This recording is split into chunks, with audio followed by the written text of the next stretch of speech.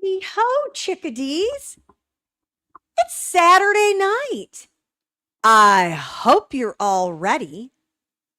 We are going to have a ball tonight because I have some amazing people that are going to be sharing the evening with me. Hello to all of my regular chickadees for coming on back into the coop. And for those of you that are new, welcome. We are happy to have you. I know there are a lot of things going on this evening, and because of that, we may have some technical hiccups from time to time this evening, but that's okay because what's most important about this evening is that we are going to all be coming together to help Edrick Faust in his appeal. Now, one of the things I want to make sure that I tell everybody, any super chats that are given this evening, those funds are going directly toward Edrick's appeal. I am not here to make money off of this live stream. This is not a grift for me. This is strictly for Edrick. And so I want to make that perfectly clear. I'm sure I'll repeat that numerous times this evening. So anything that you are comfortable donating, it would be ever so appreciated.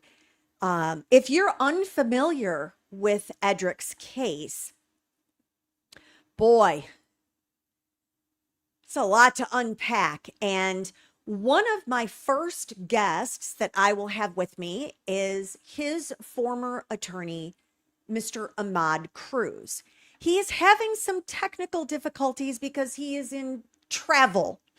He is transitioning from one location to another location. And so we will get him on with us just as soon as his technical difficulties subside. And in this first hour, we will also have Bob Mata from Defense Diaries. I think y'all know who he is. And we are going to do everything in our power to raise as many funds as we can for Edrick's appeal. The funds need to be raised and submitted by the 12th, and that's why we're doing this kind of what I would consider an 11th hour push to raise as many funds as possible. Our goal for this evening is $35,000. It's a lot to raise in only a short 4 hours, but I have faith in all of you. If you don't have your friends and other people that you know and other content creators, get them over here. We need help.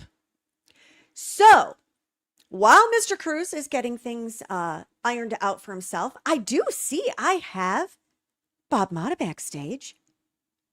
Hi there. Hey. Hey, sorry I'm late. No problem. Hey, it's streaming. We just roll with it. Yeah, that's true. But I like to be I try to be on time. I try to be prompt.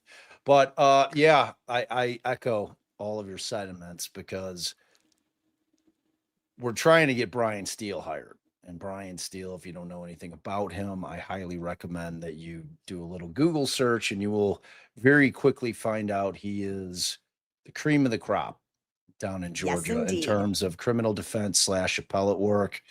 And this case, more than any in recent memory, aside from Richard Allen, like it's right there with Richard Allen. He needs a new trial. He was denied his Sixth Amendment right to a fair trial. That's unequivocal to me. Judge Lott it's hard to understand. She was a lot.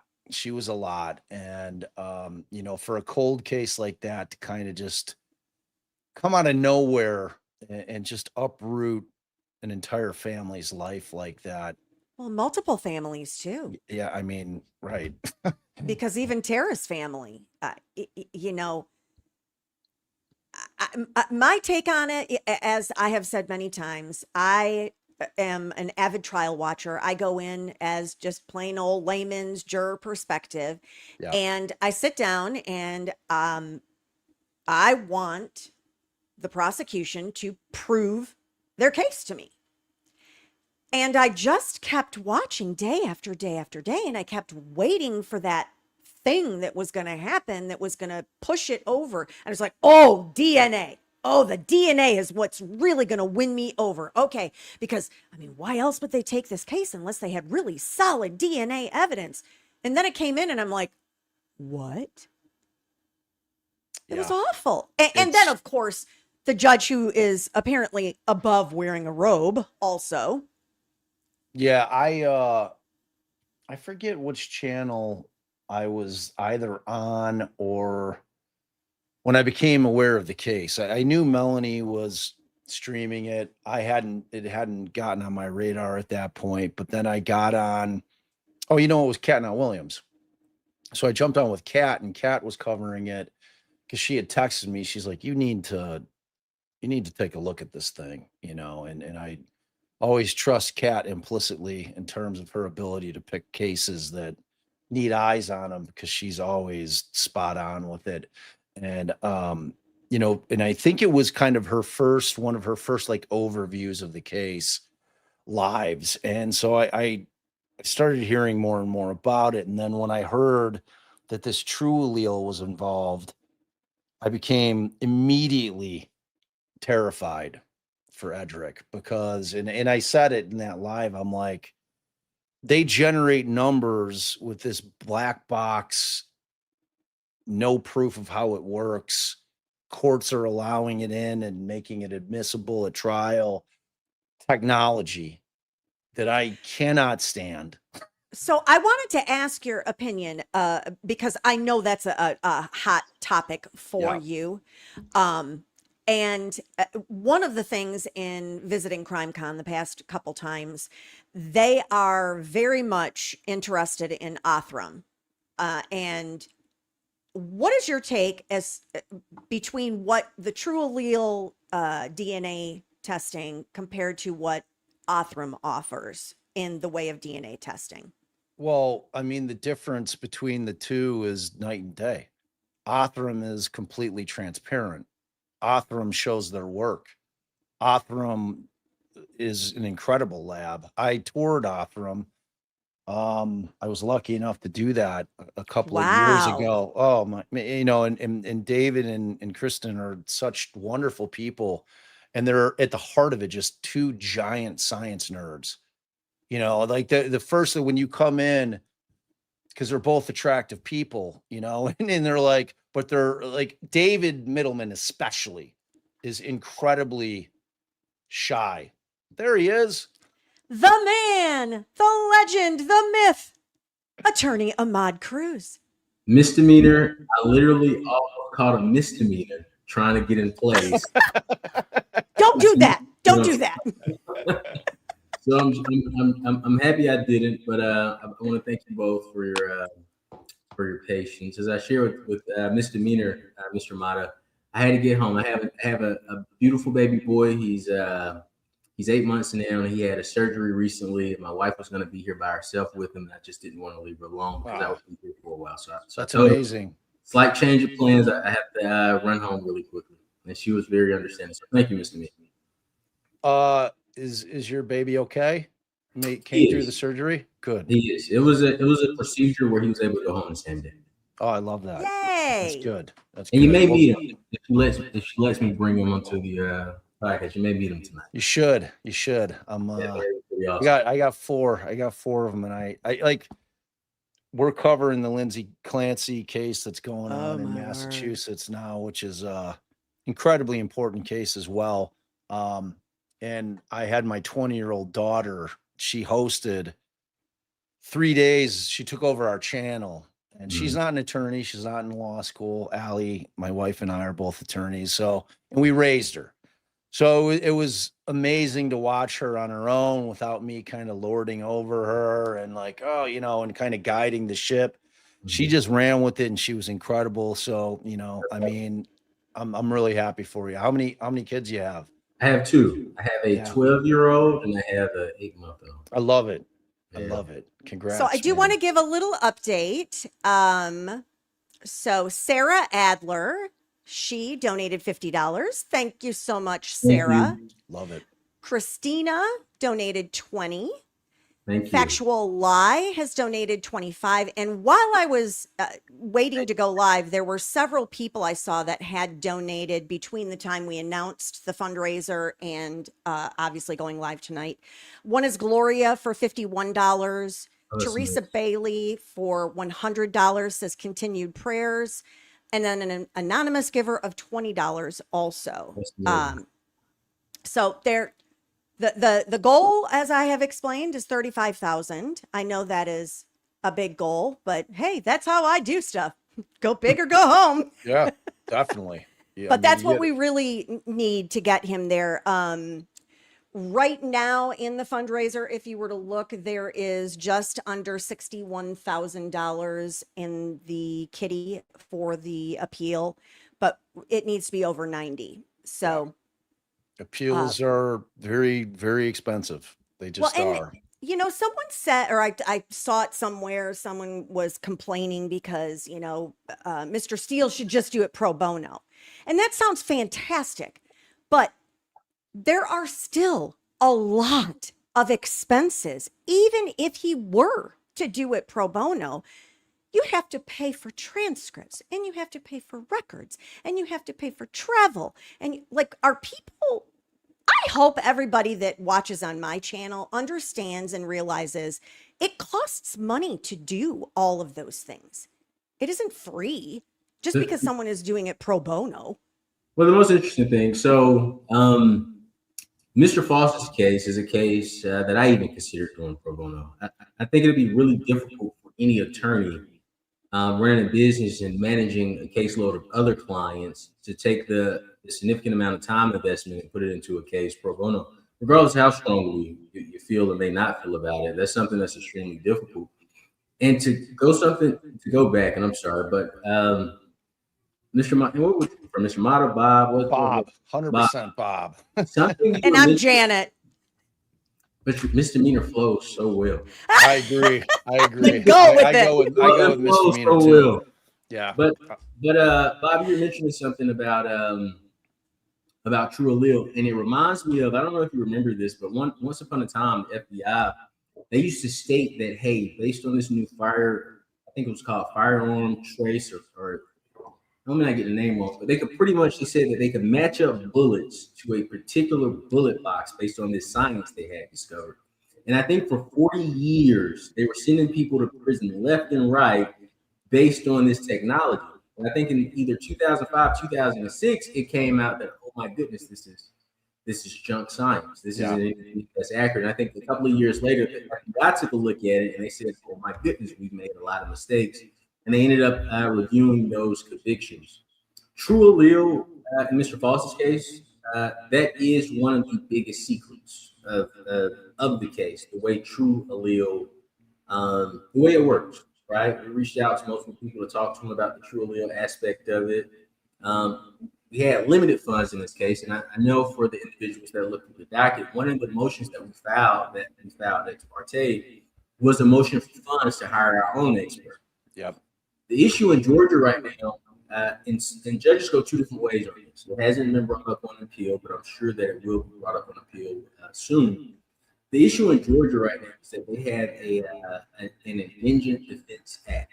Okay, and what the Indigent Defense Act is an act that says, hey, for individuals that are deemed indigent, you're entitled to loans from the state. They're from the state, from the state agencies. Right. But the issue in Georgia is that hasn't been resolved for appeals, except for situations where the individual is represented by pro bono counsel. The issue is here that hasn't been answered. The question that hasn't been answered is, can someone be represented by paid counsel and also be indigent? Okay. Yep.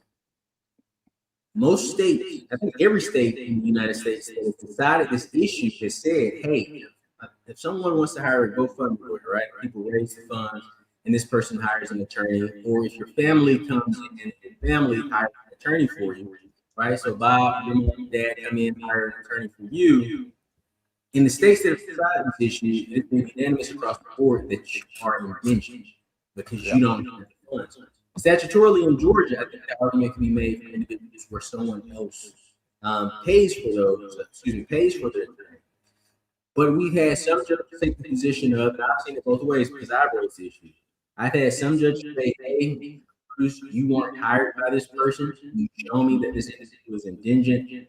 I'm going to grant the money that you need. But I've also seen it the other way, and we've litigated this both ways. In Mr. Faust's case, well, make sure you understand I said Faust's case. In a separate case, we had a client. We litigated this in his case, and the judge said because he has private counsel, hired private counsel, and this is an issue that hasn't been addressed in the higher courts, he is not indigent. The status of the attorney determines whether or not a person is indigent. That was that judge. In Mr. Faust's case, we moved forward, and I assumed that the judge was going to rule the same way because he had prior counsel, that she wasn't going to give him the funds, but she did something different that shocked me. So, well, I'll skip something. So back to the initial case. In the initial case, we litigated this issue out. We had a hearing, we fleshed it out. This case is up on appeal now. But the agency came in and they said because that gentleman had private counsel, they would not give funds. However, based on the information presented, if he was represented by a public defender, he would give the funds. So we already knew their position. So when we had this hearing for Mr. Faust, the order that Judge Lott issued, she stated that she would find him indigent, but she would not include in the order the amount of money we needed for the expert. Oh, Okay? why would you want to know what your goal is or what you needed to work toward or anything? Why would we want to tell you anything? Well, we actually told her the amount we needed. We reached out to some experts. We knew what they were charging. But the fact that she wouldn't give us the funds, and I told her, I said, well, Honorable Judge Lott, I've litigated this issue. The agency that's responsible for giving these funds, they are going to say no. The only way we can appeal this is if you give us a number, because let's say you give us this order and they say, hey, we'll give you $10. They have satisfied that order. Does that make sense? Mm-hmm. So I do think there are some issues with Trulio from reading the research on it. It has been admitted in other courts, but I do want to say that, but it just doesn't give you answers. Because one of the things, regardless of how high your number is, it could always go higher, right? I know in some pretrial hearings, we talked about family members, and the people that came in pretrial hearings, they stated that, hey, if it's a family member, you could have this number, could be lower or it could be higher. The number that you see for any particular person is just based on that, and I don't want to get it wrong, so I won't add anything. I'll just leave it what I perfectly remember, is that it can test anybody. If it's anything that matches another person, it will give them a number. Does that make sense? Well, and the thing of it is that you were talking about the ballistics of matching bullets that we, have done that for decades and decades. And there was also a period of time, at least that I remember, that we were, in certain cases, there was bite analysis. Does anybody remember the bite analysis? And we would have the, it's not an orthodontist, it's not a periodontist, but an odontologist would come in and they would testify to how this bite matches this smushed piece of flesh. We don't do that anymore either. I mean, it took a long time to get rid of it. It did. Took a long time. I mean, it was like they used to compare hairs, and the thing with the true allele, Ahmad, is that we came up against it originally for the first time, and it was the first time we had heard about it. We were handling a quadruple homicide in Nebraska, and we were in there pro hoc. So, we're Illinois attorneys, but we had gotten hired to handle this case, and the case was long in the tooth. Our client had some competency issues. The thing just took forever to get to trial, and they had pulled DNA off this backdoor handle, and they originally came back when they ran it through their state lab with a 1 in 12, so that they could not exclude our guy. I'm like, okay, well, that's 1 in 12 that means that one of the people on the jury also can't be excluded. That's how shitty that Correct. number is. So while this thing is delayed and they're going after my wife, trying so hard and ultimately succeeding to get her off the case because she litigated the hell out of that case, they go and they find True Allele. And so they come back with True Allele, and of course it's 1 in whatever 7 billion. It's Garcia. I'm like, okay, well, we've got it. We're gonna have to we're gonna obviously gonna have to Daubert this thing. So we file a motion to have a Daubert hearing, and we go in, and the proprietor of True Allele's like, I'm not giving you my source code. It's like, that's my entire business model. If I put the source code out, then my business is worth nothing. So I'm like, well, how do I give it to my DNA expert to make sure that what you're purporting to be the truth is the truth, that it actually works? We have no idea how this thing works. And ultimately, the judge ended up excluding the True Allele. But it was with the proviso that we could not have our expert say that, because our expert was unequivocal. He's like, because it was mixed. It was a mixed sample that they pulled. It was multiple contributors. And he's one of the best in the country, but he was adamant that it was not Anthony Garcia's DNA. But the judge said, look, here's what I'm going to do. I'm excluding True Allele. They're not going to be able to bring it in. However, if you put your expert on to say that Anthony Garcia is excluded as a contributor, I'm allowing it in. So we're like, and that particular little piece of evidence was a key to their narrative, because like, my guy was a doctor. It was a revenge theme. He had been fired from Creighton University's residency program 7 years prior. They said that it haunted him, and he came back and he killed the 11-year-old son and the housekeeper of the chair of the department. And then 5 years later, in 2013, came back and killed the director and his wife, both in their own homes. The second set of homicides, they claim that he had actually been targeting a different doctor, but it happened to be on Mother's Day.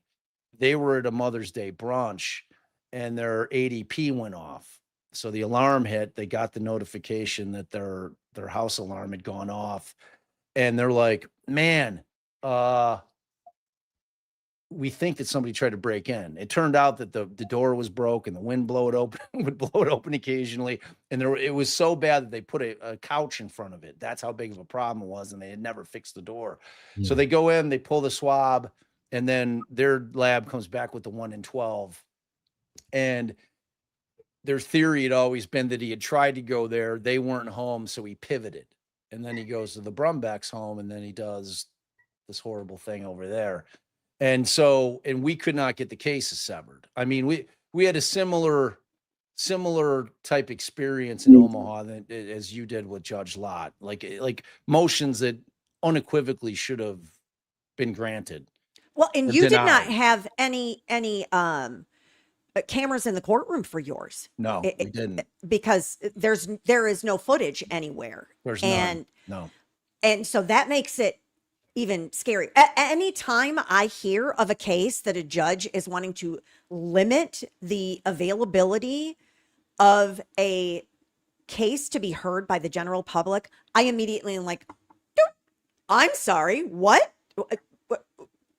Yeah, I mean, why are you doing? Oh, we'll make sure that we know everything we can about your case now, because I don't like that. well, I mean, That's like where the everybody shady says it. stuff. Yeah, I mean, sunlight's the best disinfectant. There has to be transparency. I mean, that we have to be, and we have the technology. Back in the old days when they drafted the Constitution, trials were to be public, meaning that people could go to the courtrooms and observe. But now we're beyond that. As far as I'm concerned, there should be cameras in every single courtroom, and people, Especially federal. Yeah, well, federal, we got a long way to go. Oh, I know, but it's got to start somewhere. Let me ask you a question about true allele. Sure. Like, what did y'all do to try to keep that out? Did you guys file for a We did dog have a on dog that? here. We did have a dog poll. But the difficult thing about challenging true allele without an expert, we knew we would be at a disadvantage because we didn't have that expert. Even with the expert, you know, I mean, you still ran into the problem that he wasn't willing. It's black box. But it worked for you, though. The judge ended up excluding it on the basis of that. Yeah, it did. I mean, but he gave us the nuclear option. You know what I mean? It's like he barred us from having our expert say what he found, and he's an actual DNA guy. You know what I mean? Like, so, and we ended up never putting him on to say that, which ultimately really, really hurt us because that was like a linchpin in their, and like I said, in their narrative, man. It was like this whole thing that they had. Because, you know, when I looked at that case, they had no forensic evidence against Garcia in either of the residences, nothing. And these were both brutal knife killings. Yeah, I mean, both people were stabbed multiple times. And, you know, the odds are typically there's going to be some kind of DNA left, some kind of sample is going to be left somewhere. And they had no way to put Garcia in either of the houses. And so it was all just a narrative case. It was a story. There was a story of revenge that they sold with zero evidence, putting him in either of the houses. It was mere presence as to the second set of.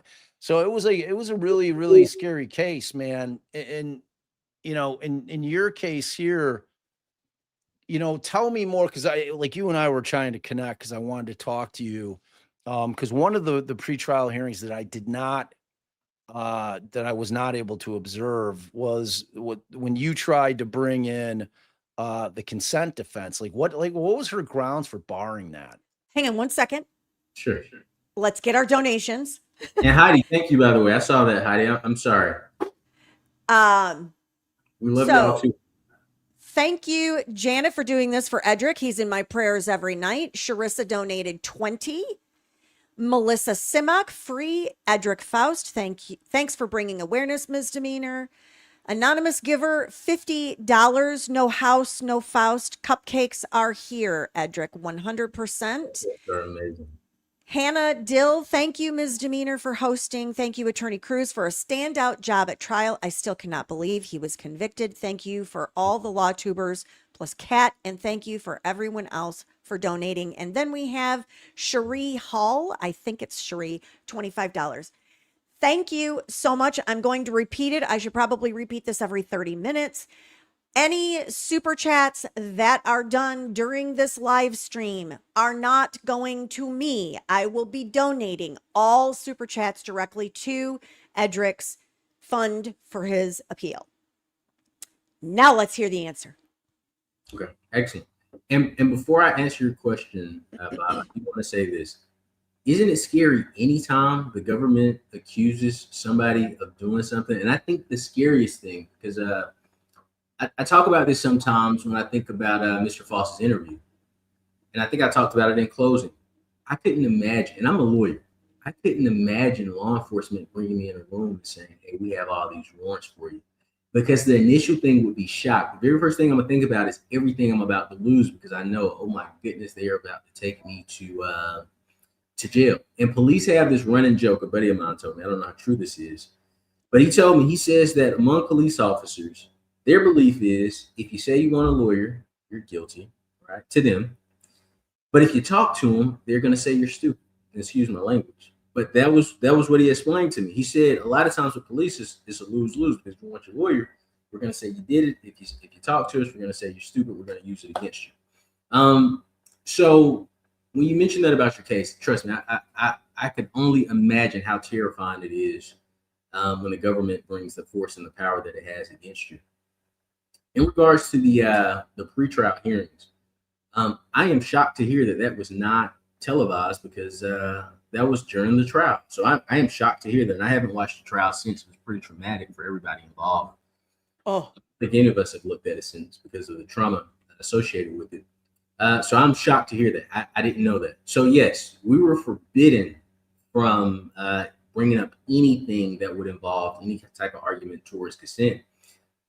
And that is one of the hugest Sixth Amendment issues. And the reason why is because in Georgia, a part of the statutory element that the state has to prove is that it's without consent. It's in the statutory language. So to say, hey, you can't discuss it, you can't argue it, you can't even try to bring in any evidence that would be slight evidence towards it, it handcuffed us. And I think I said that. I don't know if that portion was on television, but I said it because a lot of the court's rulings handcuffed us. When we go to Sixth Amendment, we talk about cross-examination. I think cross-examination was just pretty much, hey, witness, whatever you want to say, you don't have to give a yes or no answer. You beat around the bush with it. And Mr. Cruz, if you think you're going to ask for a yes or no, sir, stop it. They can answer it any way they want to answer it. I know we had an issue at one point in time with witnesses sitting in on, we have these arguments, the witness to be able to sit in. I know I brought it up in the motion, it got denied. I asked for it in a pretrial hearing, it got denied. But in regards to the consent piece, yes, that was a huge, and I think that let me see the best word, and I'll be blunt with you. I have always had just this reverence and respect for all courts and all judges. And typically when you feel that way about something, you have this perception of it, and you always give it the best presumption you could give it. So when we were getting all these rulings, I'm thinking, okay, I must be doing something wrong. I didn't argue it forcefully enough. I need to maybe type a brief with it. So I'm thinking that, okay, let's just adjust the way we're going. And it got to the point, Bob and misdemeanor, where I'm like, hold on. Some of this stuff is getting kind of clear. And one of them that I always mention, because it's one of the biggest issues, and I think it would be a great issue on appeal, was when we had we filed a motion to suppress, and the state admitted to the judge that, hey, judge, we think he wins on this motion to suppress, and the judge still denied the motion, right? Or at least denied it on that ground. So when we heard the consent piece, we pretty much already knew what, we had our beliefs of what we were up against in the trial. The thing that shocked me the most, though, I will be honest, is the verdict, right? And I will be honest with you, I am a pessimist when it comes to jury verdicts. And because I always tell my clients, you can have the most amazing case. I'm always going to tell you it's 50-50, right? I'm never going to tell anyone you have a guaranteed case. I'm never going to tell anyone you have a great case. I may think it's a great case, but it's always 50-50 because you never know which way a jury will come out. I was shocked. Yeah, it was shocking. With Mr. Faust's case, and to hear what the jurors found relevant, right? Because in our system, it's, do you have any reason to doubt? And it has to be a reasonable reason, right? And all you need is one. Is it 10? To hear the reasoning from what was explained to me, and this is hearsay, so I don't know how accurate this is, but from what was explained to me was that the jurors based their decision on the interview of him saying that he did not know Miss Baker, and the true allele DNA result, and that was it. To me, in order to reach a conclusion of guilt from that, you say, hey, I'm not looking for anything but guilt. I just need a reason to justify why I'm going to vote guilty. Well, how did they get past being able to eliminate Chris Melton? That's where I have the issue with it, is if I'm sitting in a deliberation room and I'm still considering there's the possibility that someone else did this, is that not reasonable doubt? Well, not if you're looking for guilt. If you, exactly. I'm not saying anybody came in this way, but if you don't understand the way our system works, and it's, hey, because this person is accused of something, just show me something that I can hang my decision on. Right. Explain it. That's what this was like. We had 9 days of trial, if I'm not mistaken. And please forgive me if I am mistaken. It's been a while. But a good portion of those days, it was the defense of Chris Melton. And I thought that was tipping everybody off that, oh my goodness, this guy is this. It may be something with Chris Melton, but this is the strongest piece of evidence in this case that I thought the jury would say, we can't have this. This is not welcome in America. Is when we had the Miss Elizabeth Bigham, Agent Bigham, on the stand, and we go through her telling Chris Melton, hey, you got to change your story. We got to make this DNA make sense. This ain't working. Correct. I thought, I'm not gonna say I knew because I was wrong. I thought that everybody would understand, oh my God, this is a job. We have 3 DNA profiles. We have an ex-boyfriend, right? And you got to think of how personal this death was. It's the day before her birthday, right? Her laptop is missing. Something that the state didn't bring up. They fought just a week earlier, right? So when you start connecting the pieces, it's like, hold on here. It'd be too much of a stretch for this to just be a stranger. Does that make sense? But when we get to the piece, and that's the baby, by the way. Let me see. It's okay. I call him Fat Daddy. Come on, Fat.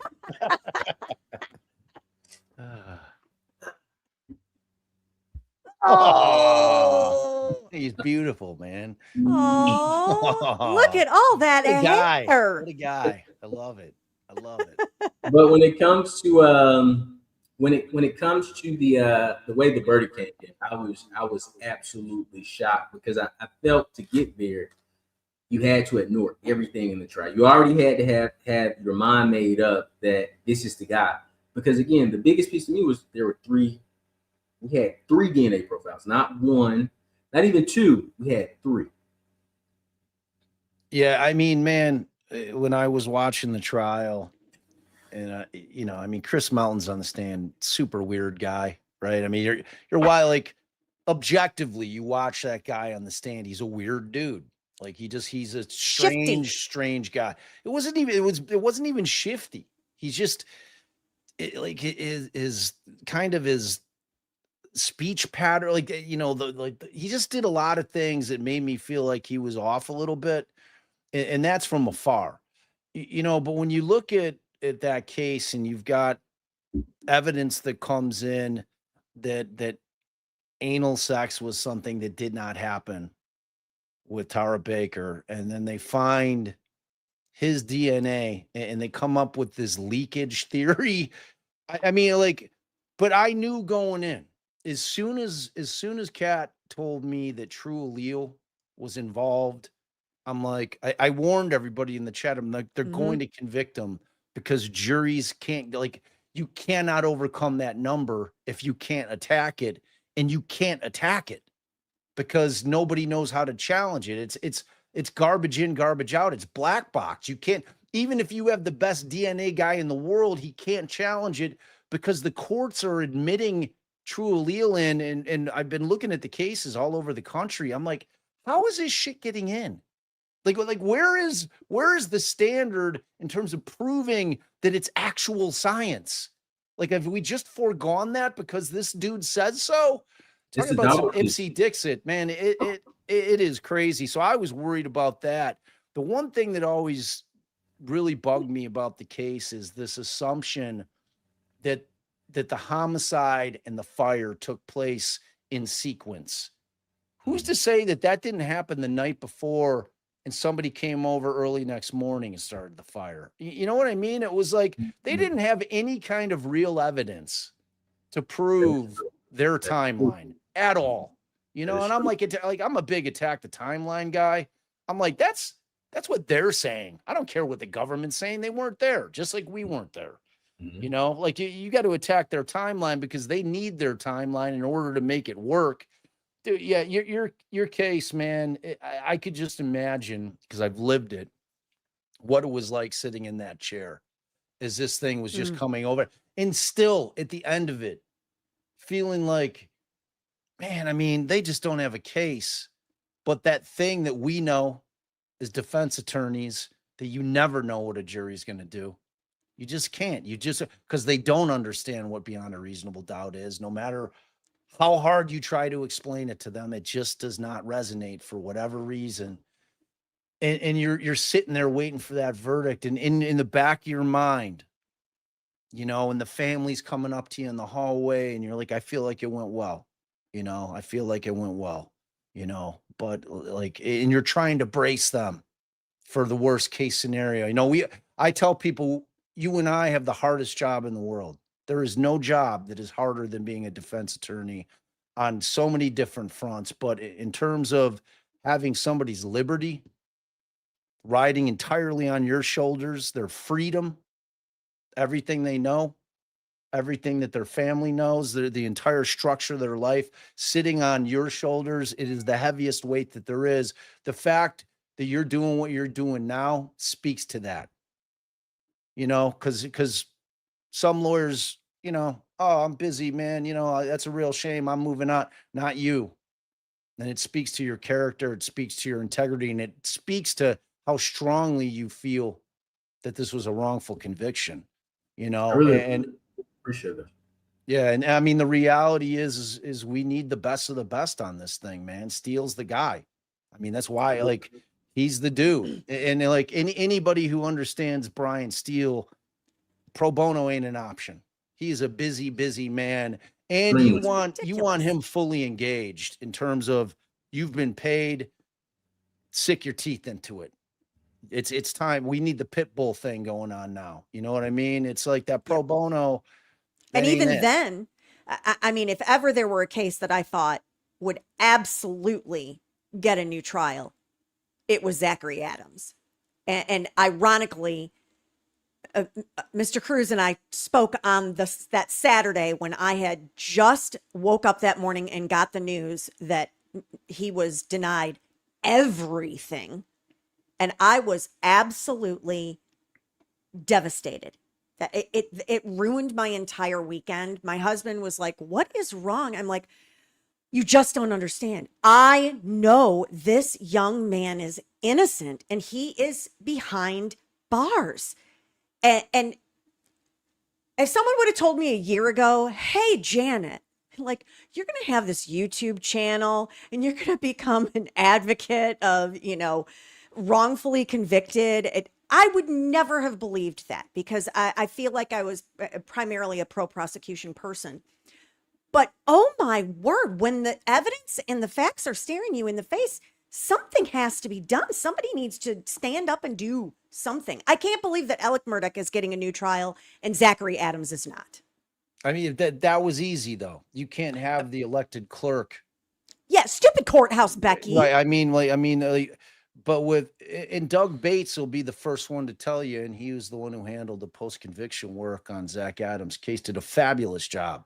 And he'll be the first to tell you, he's like, "I'm a divorce lawyer." When I like, he called me because we had covered it early on, and he had sent me a message, and I was singing his praises because I genuinely thought he did a wonderful job on that. And I had high hopes, knowing it's like moving mountains to get a reversal. It just is. The system is designed to protect convictions, and that's facts. That's how, that's how it operates. And it's frustrating. And, in that case in particular, I mean, you had his trial counsel, Jennifer, came in and she fell on the sword saying, I was ineffective. For all these different reasons. And the parallel to Edrick's case is that it was a cold case. And you have that added pressure of when they finally make an arrest on a case out of nowhere. And then you have somebody doing a podcast on it, and then you have the family back in it because law enforcement is telling her, we got the guy. The family then buys in, and you can't change their mind on it. You've got all that happening on the outside and the noise, because when you're trying to figure out what's going on with Judge Lott, because look, as defense attorneys, all we ask is a fair shake. Apply the law. That's it. And Bob, I want to go back to something you mentioned before you finish. When you mentioned me continuing the case, one of the biggest things about being a defense attorney, if you get a fair trial, no matter how much you disagree with the verdict, it is what it is. You have to leave it. The reason that I continue with this case is, one, I would have felt implicit in a sense, just saying, all right, Mr. Faust, you're on your own. It is what it is, because of the way the trial was handled. And I'll say this is up to the Court of Appeals to determine, the Georgia Supreme Court to determine if the trial was fair or not. But in my opinion, I just never experienced a trial that way. And a lot of things took place that I didn't think was fair. And that's why with Mr. Faust, it was, all right, we're not going to just drop this. I can't just drop this, because I don't want to be a part of the problem. And I mentioned this pro bono thing because this is my first time hearing it. It was shocking to hear it. So thank you for allowing me time to kind of process it. Criminal I defense got a attorney. big donation too when you're done. Excellent. Well, I'll let you have it for Mr. Mann. So I'll go through the others. Jennifer Kontafalski donated $50. Anonymous giver, $5. Says, sorry, it's not more. My heart goes out to Edrick, and I hope you get a quick appeal. Cupcake power. Never apologize for being a part of the process in a positive way, anonymous giver. Another anonymous giver, $10. Edrick deserves a fair trial. Another anonymous giver, Justice for Edrick Faust, $20. And praying for Mr. Faust, Misdemeanor and Friends fundraiser, $500. Wow. That's huge. That is amazing. Thank you so much. That is amazing. That is amazing. And look, like Janet, you said it. Every penny counts. True. Never apologize. We all understand what the economy's like right now. We know how tough it is out there, and we are so thankful when people give their hard-earned money for a righteous cause. And this is it. I mean, if you don't know anything about the case and you're watching this because you love Misdemeanor and you're on her channel all the time, take a peek at it. Take a peek at it, because the Sixth Amendment, I'm here to tell you. Oh, we covered it on my channel. I know. But it matters. And when you look at this case in terms of, did he receive a fair trial? Any honest broker, judge on the Georgia Supreme Court, if they're looking at it, and you have to hope that they're going to be able to ignore the noise, because you always worry about the noise. You always worry about, what they're hearing. And when they look at it on its face, and I know that 412 issue with the rape shield, and that was where you were butting to me, that's a huge issue. I agree. She didn't allow you to put on a defense, man. I mean, it's plain and simple. You sat there and did what you could with a judge that cut you off at the legs, man, not at the knees. You were bobbing like you had no legs. She cut them off completely to where you could not put on defense for your client. And that is not how the system is designed to work, period. End of conversation. And I mean, the man needs a new trial, and there needs to be a different judge. Like she couldn't, it's like a case that I've been covering, not as an attorney, but that's near and dear to me, because I truly believe that this Richard Allen was wrongfully convicted, as does every attorney that I've talked to in the state of Indiana that's worth anything in terms of me knowing what they do for a living, and they're really good at it, and they've given me their opinions, and nothing fit with him, right? It was the same thing as Edrick's case. It's like 5 years cold, all of a sudden, a guy who does not in any way, shape, or form fit the profile. None of it makes any sense. And all of a sudden they come up with this, like one of this dude's unspent round that was found between these two victim girls, Abby and Libby. And when they finally arrest him 5 years later, they say that it's there's significant agreement between his gun that they took, and it was junk science. Like this was tool marking examination of the worst kind, and it was like, and you just saw it happening. You're like sitting there watching it happen in real time, knowing with a judge who was doing all the same things that Lott was doing, just denied him any kind of defense. They had a stone cold third party culprit defense that she just cut them off at the knees. Nothing. You can't put on a defense. You're going reasonable doubt on this thing. On top of that, you've got this situation where it's just, when you see it happening, man, it's heartbreaking. And what I was talking about earlier, when it's us that's trying it, I mean, it just haunts you. Like that's the part of this job that unless you do it, people just don't really, it doesn't really resonate. I'm like, Surgeons, they come in, if they lose a patient, I mean, yes, obviously they're going to feel bad. It's not going to haunt them. They go into it knowing there's a fair shot that the patient won't make it. For us, even though we know the crushing power of the government is incredibly difficult to beat at trial, we still come in and we fight like hell. And if we have a case that we believe is a winner, and then you're dealing with a judge who's not an honest broker and not giving you that fair shake, it just sticks with you, man, in a way that you just can't shake. And it's a really tough gig, man.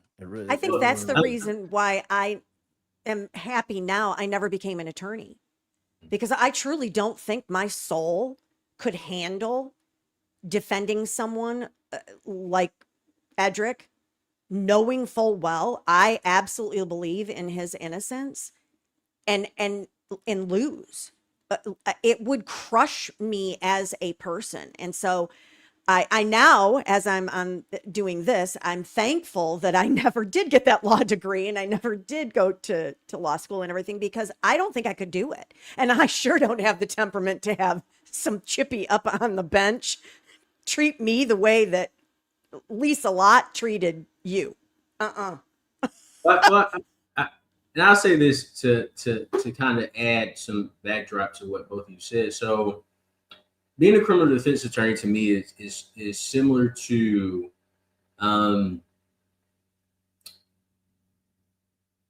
being an advocate, being a warrior for someone. It's to use a metaphor, it's similar to you picking up a shield and a sword and saying, all right, we're going against 1 million people, and it's going to be me and whatever force I could bring to protect you. Similar to the surgeon example you used, Bob, I think as a criminal defense attorney, anytime we get hired by a client, or at least for me, anytime I'm hired by a client, I mean, from the very first phone call when we discuss, unless it's a case where I hear enough to say I clearly may not be able to help this person, those cases we turn down, right? Because we don't want you to give us anything if you can't help it, right? Just keep your money. But even when we take the case in the beginning, we're so, okay, there may be something here. You already carry the responsibility that, hey, this may go great, it may not go great. I think what gives us peace, Mr. Meaner, and Bob, you could add on to this if you agree or disagree, but I think what gives us peace is in the sense of, as a criminal defense attorney, I have to do everything I absolutely can for this person. And typically, outside of the experience with Mr. Faust, I have never had a situation where I had to say, well, the judge may get involved, right? Because I've never seen that before. Georgia has some amazing judges. There's some judges. Robert McBurney that I practiced before is amazing. Shakira Ingram is amazing. And there's so many more. I can sit here and name judges probably for about 2-3 hours. But I've practiced before and had trials before some amazing judges. It's a judge, I can't think of his name off the top of my head. Down in Milledgeville, amazing judge. So I've never had the thought of, hey, it may be this added thing. So as long as I could walk out of a trial and say, or before the trial, that, hey, we've done everything we absolutely need to do for this person, right? However the verdict comes down, the verdict comes down. And, I'm truthful with anybody that asks. The cases that we have won, our clients, thank you. You've done everything that anybody could have done for them. The cases that we've lost, people have said, I hate this outcome, but Mr. Cruz, you did everything you could have done for me. I have clients, we lost cases, they refer us cases. I've had a client who lost a case, his family sent us gifts. Didn't even take it because, I'm heartbroken. But I've always understood, as long as you care and you do everything that you need to do for a person, however the chips fall. That's the way of our system, right? It's not the best system, right? Excuse me. It's not a perfect system, but they say it's one of the best in the world. So we have to take it as it is. Mr. Faust's case is different because, one, you have to realize every day is a shock.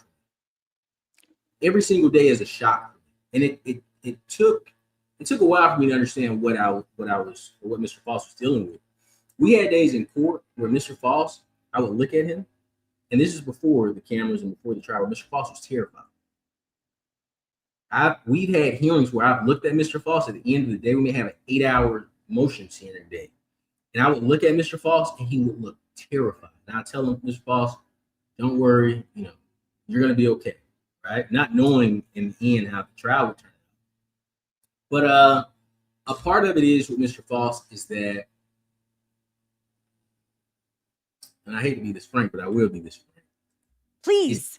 It was horrifying, and it makes you emotional in a sense, because it makes you, as an attorney being a part of it, it makes you feel helpless. To me, and this may be a strong analogy, but to me, because he couldn't defend himself, it's like watching someone just beat on a child.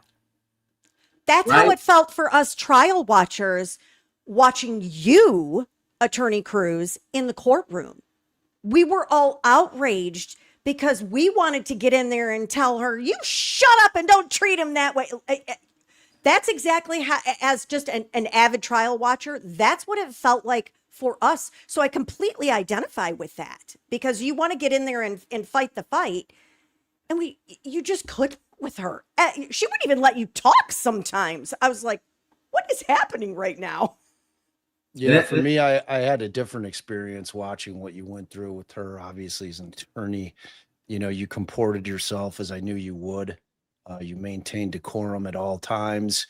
You ate the shit that she was shoveling at you, and you took it like any good defense attorney would, and you. We have to for our client. Yeah, I mean, you're in there, and and what I kept thinking about is exactly what you just said. That you're sitting there looking at your client, and he's coming to the realization, like, man, like they really want to get me on this shit. You know what I mean? It's like they're like you can see a railroad job when it's coming. You know what I mean? And it's like that thing where I came in with wide eyes, my dad telling me it's a noble profession, and it is.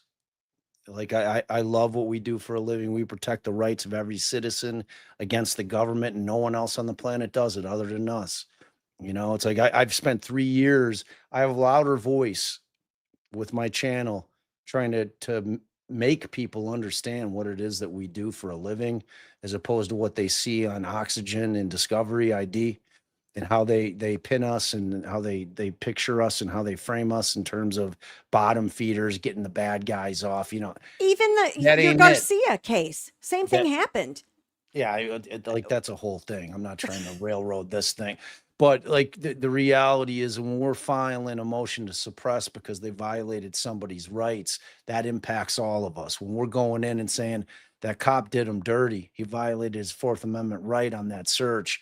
And when that gets suppressed, they didn't get off on a technicality. They got off because a cop was dirty, and they did the job. They violated the Constitution. And if we don't call them on that, what do you think that cop's going to do the next time? So like, and people don't understand that adds up over time, that if we're not there with that shield, like you said, and the sword, doing both things in order to protect this sacred document that we created all those many years ago, we have nothing as a country. I mean, we're this grand experiment, and if we allow that to fall to the wayside, we're a shadow of what we once were, and we won't work as a country. So, man, it's like, I applaud you. I truly do. I think you're a hell of a lawyer. I think you were up against it. I think that you had a judge that, it's like that thing that we were saying, man, all we ask is for a fair shake here. Just follow the law. That's it. Well, let me get some donation updates here while I have a moment. Before you start, did you get back the 1K fine? I wanted to answer that. I wanted to answer those other questions too, if I remember them. I'll try to answer them. I starred some. I didn't have to pay the 1K fine. I filed an appeal. I asked her for more time. She gave me more time, and we went and filed an appeal. And I want to thank GACTU, because GACTU provided me with free lawyers. They gave me 2 lawyers. And GACTU is the Georgia Association of Criminal Defense Lawyers. They sent me 2 lawyers to appeal the decision. So the decision is pending appeal as well. Who does Ahmaud think committed the crime? So because we're not in a courtroom and I don't want to get sued, I don't want to say any names, but I would say that. I would say I think the trial evidence laid out a lot. I think those were the strongest pieces. Now I can add a piece to it. The third DNA profile. So, and this may be something that comes up on appeal, but Mr. Faust is giving me full reign to talk about anything in regards to his case. There was a third individual that we believed. We didn't know, but there was a maintenance man that worked in the complex. Okay. Oh. And we looked at him. We looked at the evidence they had on him. They didn't do a really good job with him, but they found out that he had keys to the apartment. He wasn't really truthful about his whereabouts during the case. He had keys to her place? He was the maintenance man. He had keys to all the places. So that was someone that we considered bringing up in the trial. The issue is this, and this is something that I'll probably talk about during the motion of the trial hearing. A lot of the decisions we made, we had to make them based on how what we knew Judge Lott would possibly rule. And because time was limited with the amount of discovery we really had to pick and choose our issues. But a motion was filed by the state requesting any third-party perpetrator information, right? And we said, hey, we're considering bringing this guy in, but we knew we didn't have anything. Like Chris, we had DNA. So the judge deny it, it's an automatic reversal. This guy, we only had circumstantial evidence tying him to it. So we didn't bring him up. But so I don't know who did it, but I can say based on the strength of the evidence that we believe was presented in court, some that we didn't get to present, we put on a truthful case. I'll say that. We put on a truthful case for Mr. Let me ask you one question. If you can't answer it, I obviously understand. With respect to that third profile, was it on her person? It was within her body. All the profiles were in her body. Wow. If you would have been able to present that evidence in court. See, I had a feeling in watching the trial, there was something about keys and additional keys in that, because I felt like you were trying to tap dance a little bit around that particular, like you hadn't completely decided until like game time on whether you were going to bring in additional key evidence. Because I remember thinking, why do we have so many questions about the key and who had keys and where the keys were? And very interesting. All righty. That's a stunner. That's it. I would love to answer that question. Is Mr. Faust able to talk about the rumored UGA law professor that was supposedly on the jury? I don't believe we had a law professor, a UGA law professor on the jury. It was somebody that Lisa called by their name as a juror in the courtroom. That's who Mavhawk is referencing. Now, let me give you some insight into jury selection. There was some interesting stuff that went on. We litigated this case against multiple attorneys. Okay, so it wasn't just the prosecution that we litigated against. We had to litigate against the attorney general because we subpoenaed a judge for the motion to suppress him. Okay, and the judge wanted to quash the subpoena, so they sent in an attorney from the state of Georgia. This attorney was in our jury panel. Surprising, right? Yes, he was in our jury panel, which I thought was surprising. Wow. Mr. Faust remembered the guy. He said, "Hold on, this is the guy we went through for deer." He said, "That's the guy that was that you argued one of the motions against." And the state did something interesting that I never saw before. So before jury selection took place, the state kept saying, we're not going to use all of our strikes. We're not going to use all of our strikes. We're going to use, I believe they said we're going to use, so with Vortier, you get 9 strikes for the panel. Both sides gets 9 strikes. And then you get the strikes for the can't think of the name of those jurors. I'm just gonna say backup jurors since my brain is alternates. There we go. So they said we're only going to use 9 strikes, and if my memory serves me correctly, they said we're going to use I believe it was 6 for the panel. And I may have my numbers wrong, but it'd be a part of the record. But I believe they said they were going to use 6 for the panel. So we changed the way we were going to strike based on that because they kept saying, Judge, we're only going to we're only going to use non-total. We're only going to use non-total. So I said, okay, we could change our strategy. We get to selecting the jury. We knew who we wanted, we knew who we didn't want, but based on the math, because as you know, Bob, jury selection is all about the math when it comes to striking who you don't. Well, who you don't, because that's the main thing to focus on. When the state got to 6 strikes, I said they've used all their strikes, because the judge Brandon said they've used all their strikes. So we start striking, folks, and we use our strikes. Come back once our strikes are gone, they start striking other jurors that we had calculated would have made the jury. And we go up to Judge. Hold up, Judge Lott. Hold on, Judge Lott. Our understanding was that they were going to use 6 on the count, 3 on the offense. They said, "Oh no, we just meant non for the entire count." I was upset about it, but I said, "You know what? It is what it is." So that was something about jury selection too. So individuals that we didn't anticipate making the jury ended up making the jury. Wow. Well, that makes a lot of sense too. Okay, let me get to our donations because that actually makes no sense. No. Well, I mean, it makes sense as to why I saw what I saw. They're moving the goal line on him like in the middle of the trial and I mean, that's crazy. That's actually crazy. Let me that case, man. Anonymous giver, $20. Another anonymous giver, $10. Keep the faith, Mr. Faust. You have a lot of people behind you that know you're innocent. We're all praying for you. Leanne Dolan with $25. Justice for Mr. Faust. Ariana Smith, $25. Our friend Nick Starro with the $50 donation. Thank you. And Kat, I see you're in the chat. Get your booty backstage. Melissa, $25. We believe in your innocence, Mr. Faust. Supporting this fight for justice from New Jersey. I appreciate Mr. Cruz's passion advocating for Mr. Faust. Thanks to Ms. Janet Demeanor and the attorneys for bringing more light to this case. Itchy Withers Horse Rescue, $25. I sadly watched the travesty unfold during the corrupt litigation. Standing behind you, I look forward to the day of hearing of your freedom. And another anonymous giver of $25. Thank you for doing the fight. Cupcake followed Mata here. Thank you for the $5, Grant Smith Ellis. That will go directly to Edrick's appeal fund. Thank you.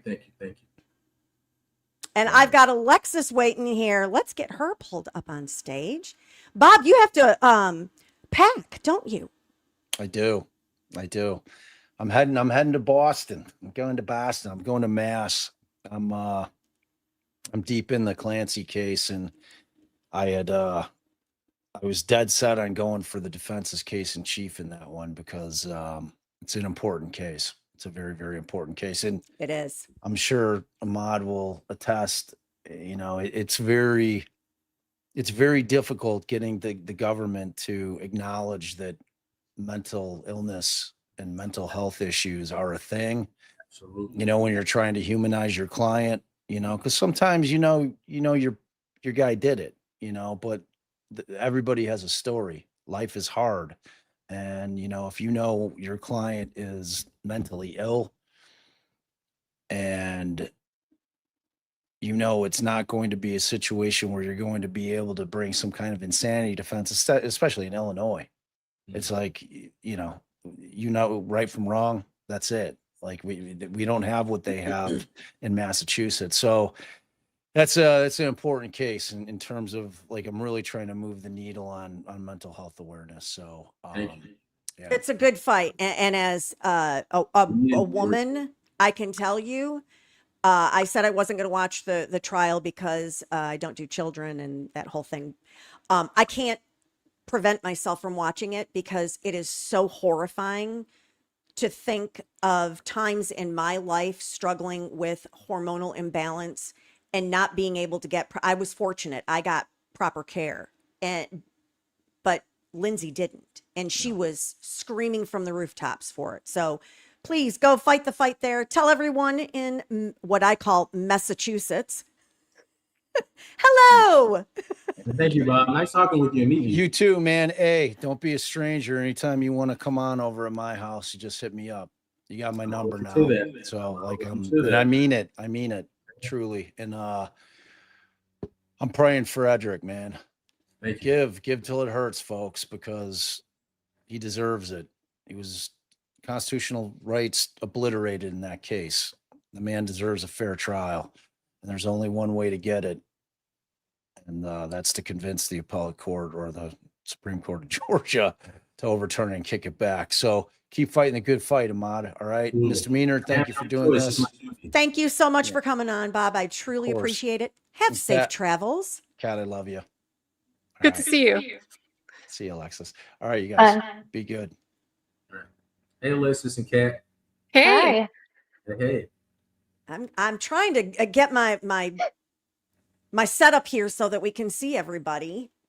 The Gotta Hollywood do like the squares. yeah, I was gonna say. So, thank you. I've got Kat, not Williams. If you don't know who she is in the lower right part of your screen.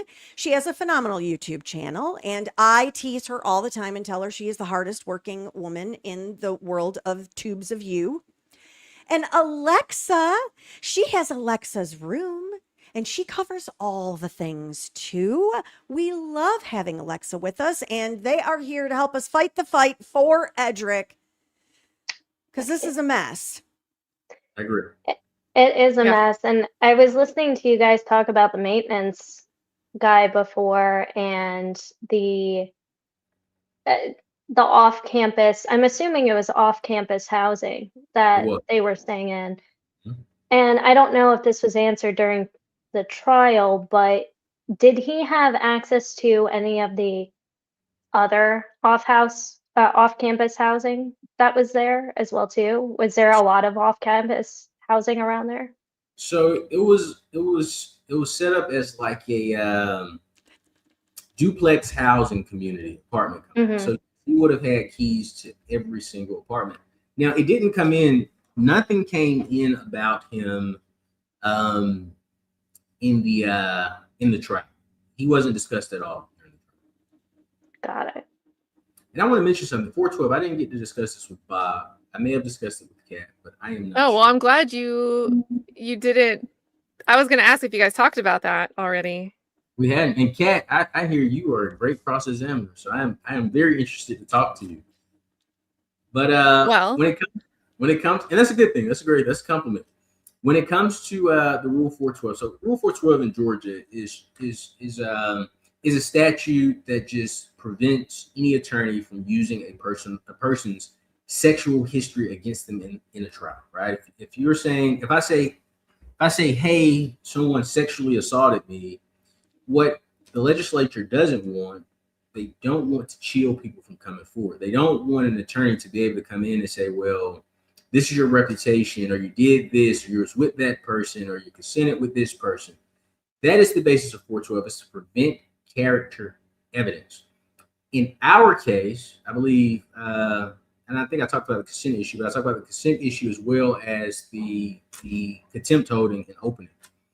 In our case, with the contempt, I'll start with the contempt. We were discussing Chris Melton's response to hearing that another DNA profile was present. Okay, that's just like I would make a horrible analogy, so I'm not even going to try to make one. But it's pretty much his response to hearing that, hey, DNA is present, right? That has nothing to do with anybody's character, what they are doing, who they're with. The key component was, what was your response to that, knowing that this was somebody you loved and knowing 20 years earlier that this person was sexually assaulted, right? And the response was, well, sounds like, this person was with someone else, right? If I was bringing it in for proof that Ms. Baker was with someone else, absolutely rapes you. But to bring it in to say, hey, listen to his response, because our argument in trial is this is the person that did it, and this is circumstantial evidence that he committed this crime. It had nothing to do with Ms. Baker's character. So 412 was used, in my opinion, it was weaponized a lot during the trial. We would have pretrial hearings. The state would cite 4 or 5 cases, and we would say, Judge, their argument supports our position. And the judge would say, all right, deny is 412. there was one instance during trial with 412. The judge brought up a case that she said came out the night before. I ended up having to read it after the trial because I wanted to know what it said. It was consistent with every other 412 case, right? As long as this evidence isn't being used to attack the character of the victim of the crime, that's it. That's all 412 encompasses. If it's not evidence of that individual's sexual character or being used, well, excuse me, not even being used. If it's not evidence of that individual's sexual character, it doesn't fall under 412. So I did want to give some insight into the 412 piece. And pleasure to meet you, Alexis. Oh, wait, I think you're hold on, no. muted. You're muted. I can't hear you, Alexa. Oh no. Check your mic input again. It's StreamYard. StreamYard does this. No, I can't hear you still.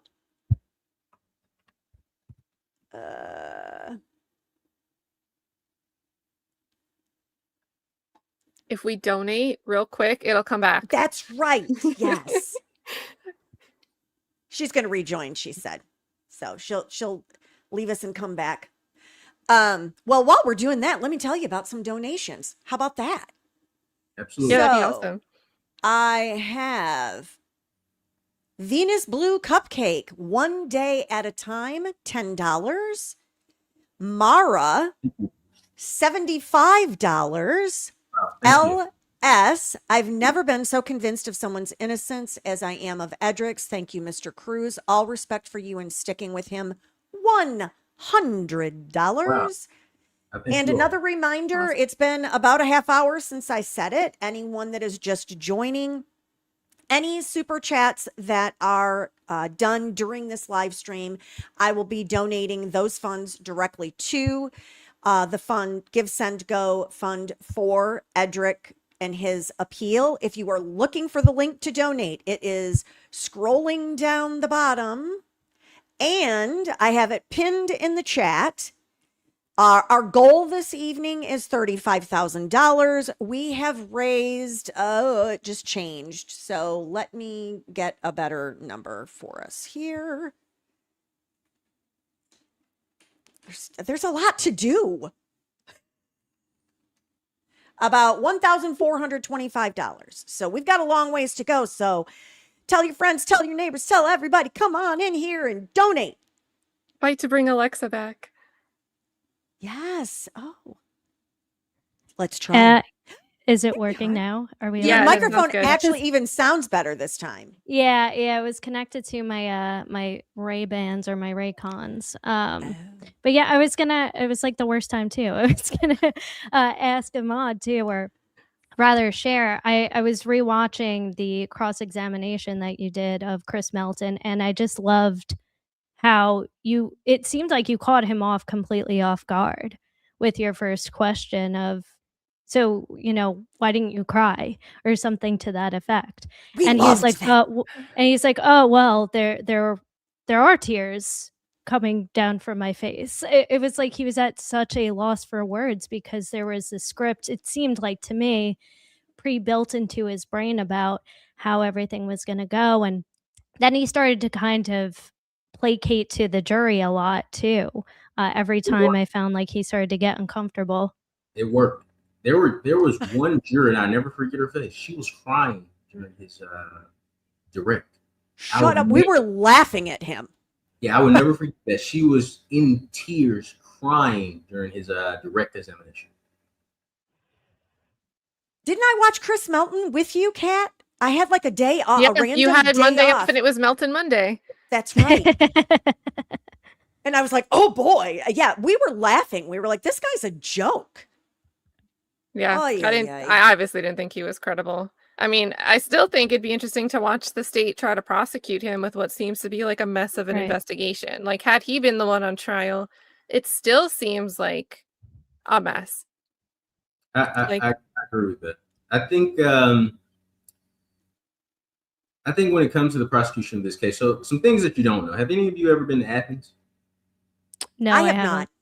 Okay, so this was my first time in Athens. I practice all over the state, so I've gotten to see a lot of amazing jurisdictions, and every jurisdiction functions differently. Okay, when I got the call for this case, I never heard of the case. I don't watch TV or anything of that nature, so I'm clueless to a lot of the things that are in the news.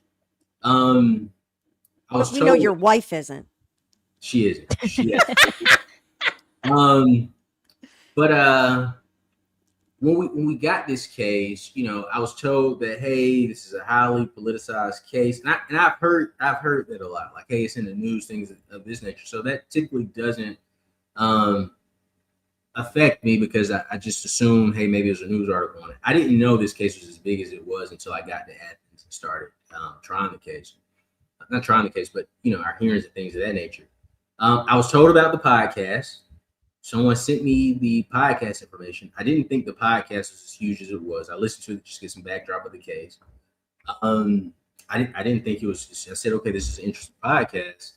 But once we got to Athens and we got to the point of jury selection, because at one point, and Kat, you may have seen this motion, I actually filed the motion to keep the media out, because my thought was, once I saw the coverage on this, I said, oh my goodness, they are destroying my client's character.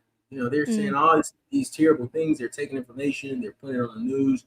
It's going to obliterate his chances for a fair trial.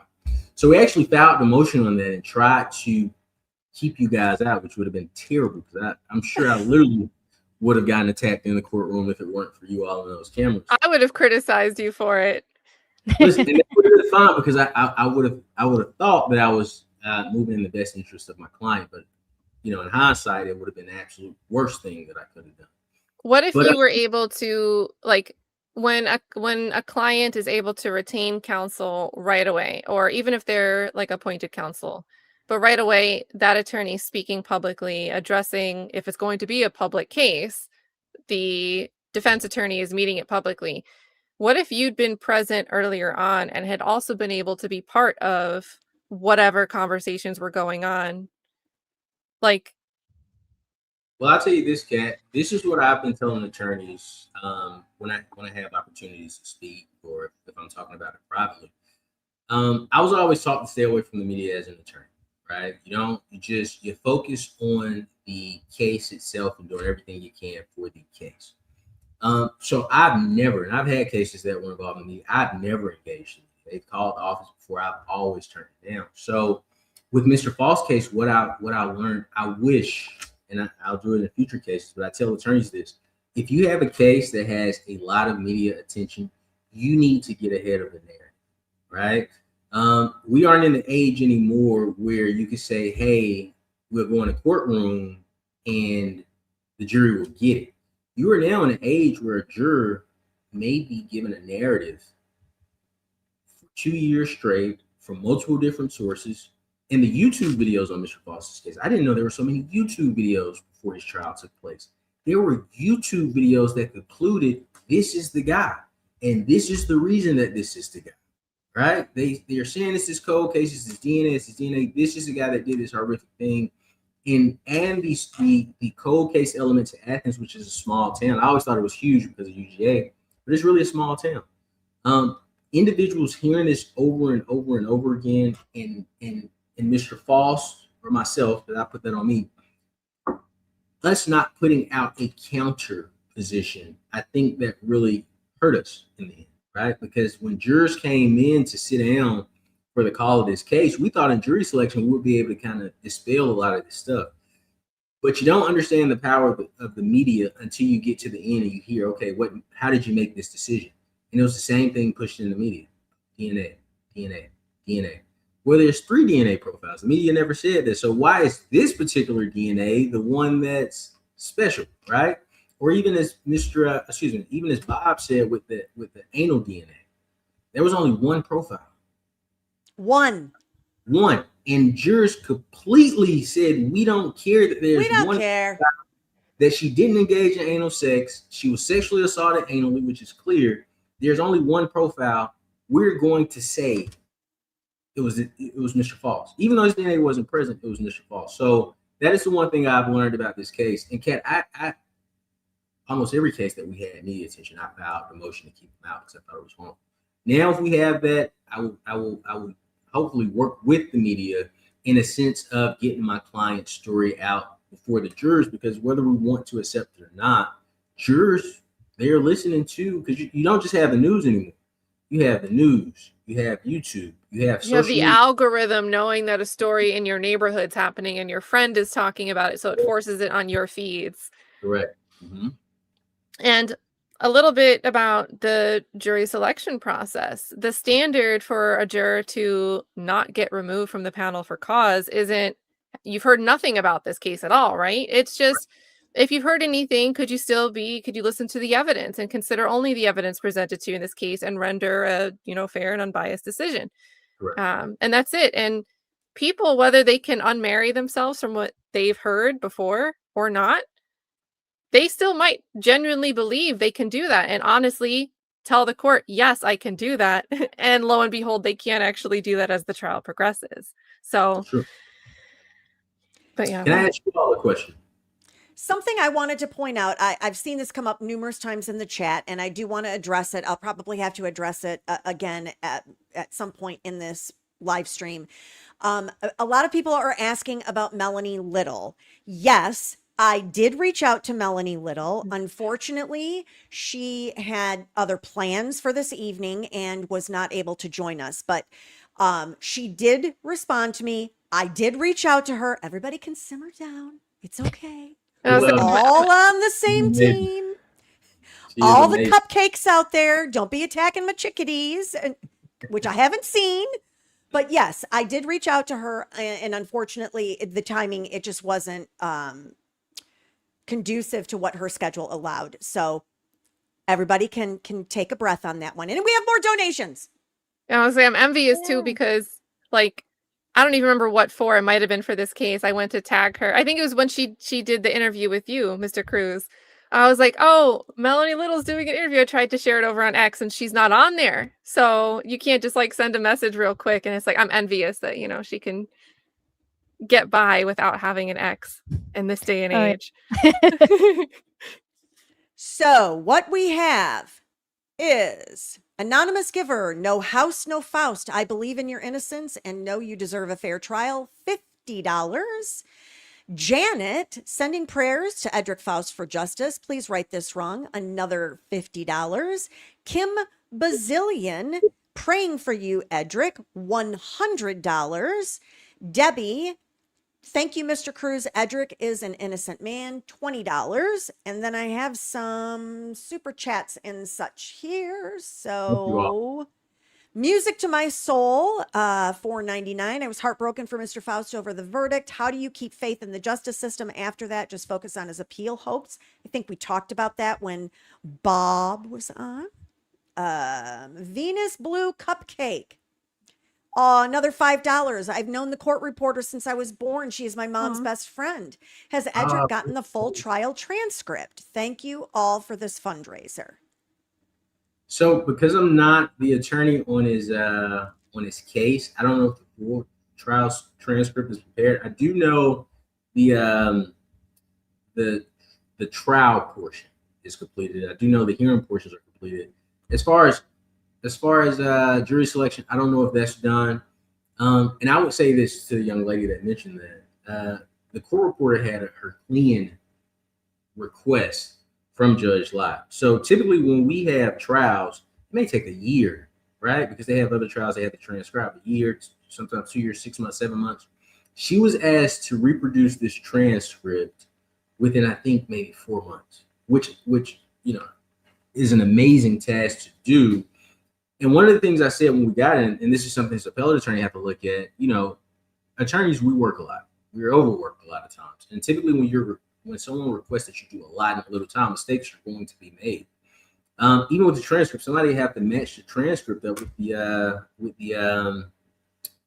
the trial footage, because it was an unbelievable ask that Judge Lott put on it. But she's amazing. She got it done. She has it done. Yeah, I thought someone in the chat said it was available June something or other, June 24th or something like that. So that's awesome. Absolutely awesome. Let's see. Do I have any other questions? Someone had a question I had started. Mr. Cruz, how is Mr. Faust holding up? That's what the question was. The best he can in the situation that he's in. And I tell you that isn't good, because anytime, and this makes me a bit emotional because I try to put myself in my client's position sometimes, but I couldn't imagine being uprooted from my life, going through what he went through, and then having to go sit in a prison cell, knowing that you didn't do anything to anybody. So when I say he's doing the best he can under the circumstances that he's in, it's still not great. Right. But we're thankful to all people for helping. So, is he, one of the things I think when you and I had talked on the phone several weeks back, I had joked with you and said that his commissary fund is the only one I've ever retained in my phone to send funds to. Is that something that is still welcome by him if someone wanted to donate in some way for that? Absolutely. Anything to give him hope. And I think I told you this. What you all are doing, it is like it's like being at the bottom of a well and you look up and you say, okay, there is some light out there. You all have been his light because he knows he isn't forgotten, right? There's a lot of people in the prison system that shouldn't be there that people forget about because there wasn't a Cat Not Williams, a misdemeanor, an Alexis Room, a Melanie Little. There were no cameras. So whatever happened to them happened, and they have to, live and die in prison knowing that, oh my goodness, everyone is forgotten about. So absolutely, please, if you could write him a letter, give him a card, anything, donate to his commissary. I never talked to him about commissary, things of that nature, but anything that you could think of, please do it. And I do want to say one thing. Someone from Melanie Little's Cupcakes sent me a card that I received last week or the week before. And it was such an inspirational card. And the most interesting thing, they put $25 in it for me, which of course I'm going to donate to Mr. Faust. But I thought that was the sweetest thing ever. So I do want to let your Cupcakes know, and your Chickadees, thank you. I love you. And Cat Not Williams and Alexis, do you two have a name for your subscribers? For me, it's roommates. That's the closest thing roomies. Roommates. We just joke either the chat with 2 T's, like the name Cat, or KNW gang when we're dealing with a RICO case. We turn into a gang for whatever trial we're watching. Be careful in Georgia with it. I know. But I love the chats too. Thank you all. What I have is jailatm.com number 1977. Let me make sure that's correct. Give me 1 second. I don't want to put it in the chat if that's not correct. Someone's going to have a good night. They're going to be like, whoa. Who's this? By the way, another benefit of allowing the cameras in is it's memorialized on YouTube. Right. Alexis, you just went back and watched cross-examination portions because it's available. So easy to not forget because you let the cameras in. I'm so sorry. Miss Lee, can you say that for me again? I have in my notes jailatm.com and then it's number 1977 for him.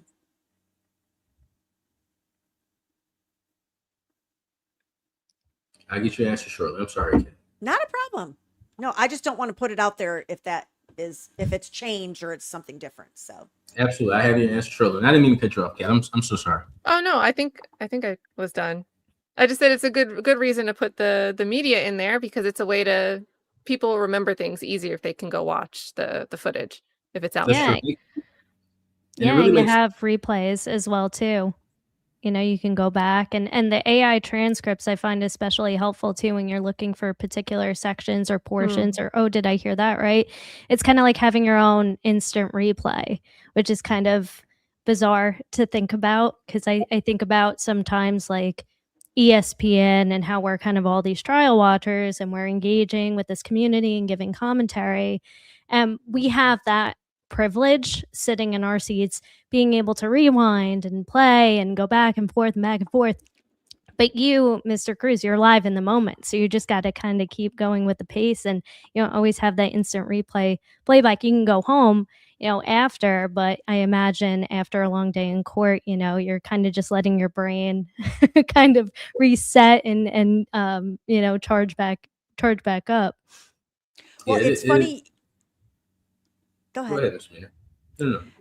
It's funny that you say that, Alexa, because that's one of the things that ended up happening on my channel is because I was starting to review Zach Adams' post-conviction relief hearings because they were it was over the span of almost a year, several days, and it just continued to get more and more horrifying. And so we all decided we're going to rewatch Zach Adams' original trial. And then that was even more horrifying. And I was like, wait a minute, the judge was watching a football game on his iPad on the bench?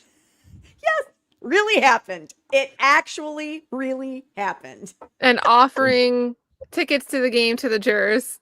Yes, it was everything so inappropriate. It was just, and then everybody was like, oh, we're all in on this post-conviction relief now because we saw both sides of it. Yeah, that would not have been available in past life or, decades ago. Yeah, and I'll watch transcripts, but I would not have known about that trial if people weren't watching the post-conviction proceedings already. So without people's interest in what was being televised, I wouldn't have been able to just be like, oh, I'll go read the documents. I just never would have known. Adventure Erin has us. She Always does. found it for us. I know, right? Don't you love when you have these great subscribers that are so efficient in getting you the information? And that information is correct. The only thing, I was texting with a family member to get more information. So the only thing as far as sending him money, from what she explained to me, you have to be a family member or a friend. So I guess he has a list that he has to. So what she said could be done is that, and this is his fiance. I hope she doesn't mind me saying that, but this is his fiance. What could be done? She said they could cash app it to her because she sends him money. They could cash app it to her and she would send it to him. Gotcha. And I'll get her cash app and send it to you in the chat, Mr. Mayor. So we have another donation here, $25 from Courtroom Cupcake Sherilyn, because Mr. Faust is innocent. If we don't fight those people, what are we doing? I agree. What are we doing? I don't know any of you newbies out there. If you have not paid attention to my logo actually is the scales of justice with a magnifying glass over it, because it's up to us peoples here to make sure that we keep our judicial system honest and call out the Judge Lisa Lotts of the world, and to make sure that we're keeping a very strong eye and attention given to all of those in judicial situations. And sometimes it's not even, it's the judge. It's not just the judge. I mean, we saw with Zach Adams that it was also the prosecution. Old Jennifer Nichols was a mess. And I have to tell you, I have been, watching the Lindsay Clancy case, and I don't know what the heck the Commonwealth is doing in that case. They seem like they are lost as last year's Easter egg. I'm like, what are we even doing? Which I think will bode well for her. I think that, what's attorney, Reddington? Kevin Reddington. Reddington. Yes. Thank you. Yep. I think he's doing a phenomenal job. He's like, I'm not asking any questions to this person. No questions to this person. He's quite a character to watch. Which sure. I feel like as a juror, having a defense attorney literally not bother asking any questions on cross sends a message that possibly the Commonwealth wasn't really in tune with. Yeah, I agree with that. I think for me, as again, a non-attorney, just somebody who is a member of the public who could sit on a jury, that would signal to me, oh, I should disregard this witness's testimony. That's just a natural feeling that I would have. And also as well, too, in this particular case, if the defense rests without calling any witnesses, like, oh, that kind of makes my ears perk up a little bit more and me pay attention even more, because it's like, well, then I feel like they haven't proved their case. And the defense, in my opinion, feels like we have proved that there is plenty of reasonable doubt, enough where there's no point in bringing in any witnesses to present our case. That's just, I think, what I would feel sitting on a jury. Well, I'll tell you, I mentioned something in the last hour with Attorney Cruz that I had a feeling in watching the testimony, there was something that had to do with the keys, because it was like he was trying to, in his questioning, he was weaving, and I'm like, is there something else going on with keys or something like, and of course, yes, there was. And that's why, we're questioning that. And then ultimately you ended up not being able to bring it in, which was probably wise, because old Lisa, she would have gotten her panties all in a bunch and there would have been more problems. I thought it was so disrespectful. I thought it was so frustrating that, like, I mean, on average, 4 times before lunch would even happen in court, the jury would be sent out and all of your questions would have to be like, you'd have to do a practice cross-examination of the different witnesses in front of the prosecutors. And I just don't think that's appropriate. And then I don't think it's appropriate to do with the witness, because then the witness is like, you're not in your same flow that you would be in while you're actually cross-examining in front of the jury. And sometimes that tone, the pace at which you're asking a question is important, because if you're asking questions quickly and the witness feels like they need to answer you just as quickly, they might be answering more honestly because they don't have time to think of a second story.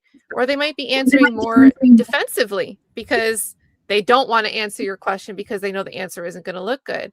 So by having this kind of like out of context preview of the questions, you put the witness on alert. I think like some of the interaction with the sketch artist, really, that happened a lot with the sketch artist too. She got to figure out what you were going to ask when you were going to get into the different descriptions of the different witnesses that resulted in this picture that kind of looked like the same guy, like maybe 2 of the same people. The third image looked totally different, but none of them matched the description of the defendant. But she got a preview that that's what was coming. So I have a couple things. First, there's $100 donation from Annie Fanny. She is Edrick's aunt. Thank you. And she says, I'm praying for him to get a fair trial and come home sooner than soon. And I couldn't help but notice the name of this individual that posted, Jessica Berryman, because I remember Judge Lisa Lott having lost her mind, an absolute conniption temper tantrum in the court over Jessica Berryman. Are you the Jessica Berryman? I must know. She is. I can tell you that she is. That was insanity when that happened. What on earth was that even about? I'll let Jessica share that story. Oh Lord, Jessica, I'm going to have to send you a link or something here because we all want to know. It was the craziest thing ever. It was the judge trying to chill the First Amendment. Right. Well, she tried it with Sylvia too, because Sylvia had to get up there and explain why it was okay for her to be there. I'm like, you go, Sylvia, get him. Yeah, I do not like when a judge plays with the First Amendment. I just don't like it. Not a fan. No, none of us. I think it got to the point where the media coverage was changing on Mr. Faust's case. And I think that's why the concerns regarding the media and the court became concerned about the media, because before, I think opening statements changed the case and what people thought about the case. Before opening statements, Mr. Faust never had opportunity to say what his defense was and why it wasn't him. Opening statements, that was the time that everybody, because I can tell you this, from being in the courtroom behind Mr. Faust was almost empty before opening statements. It was just family. right? It was just family. After opening statements, the side behind him was packed. And for the first time, and I don't know when you all started streaming the trial, but for the first time, it was voices like Misdemeanor, Melanie Little, Cat Not Williams, Alexis Room. It's just all because I've never heard of Law 2. Let me just say that before. You know it now.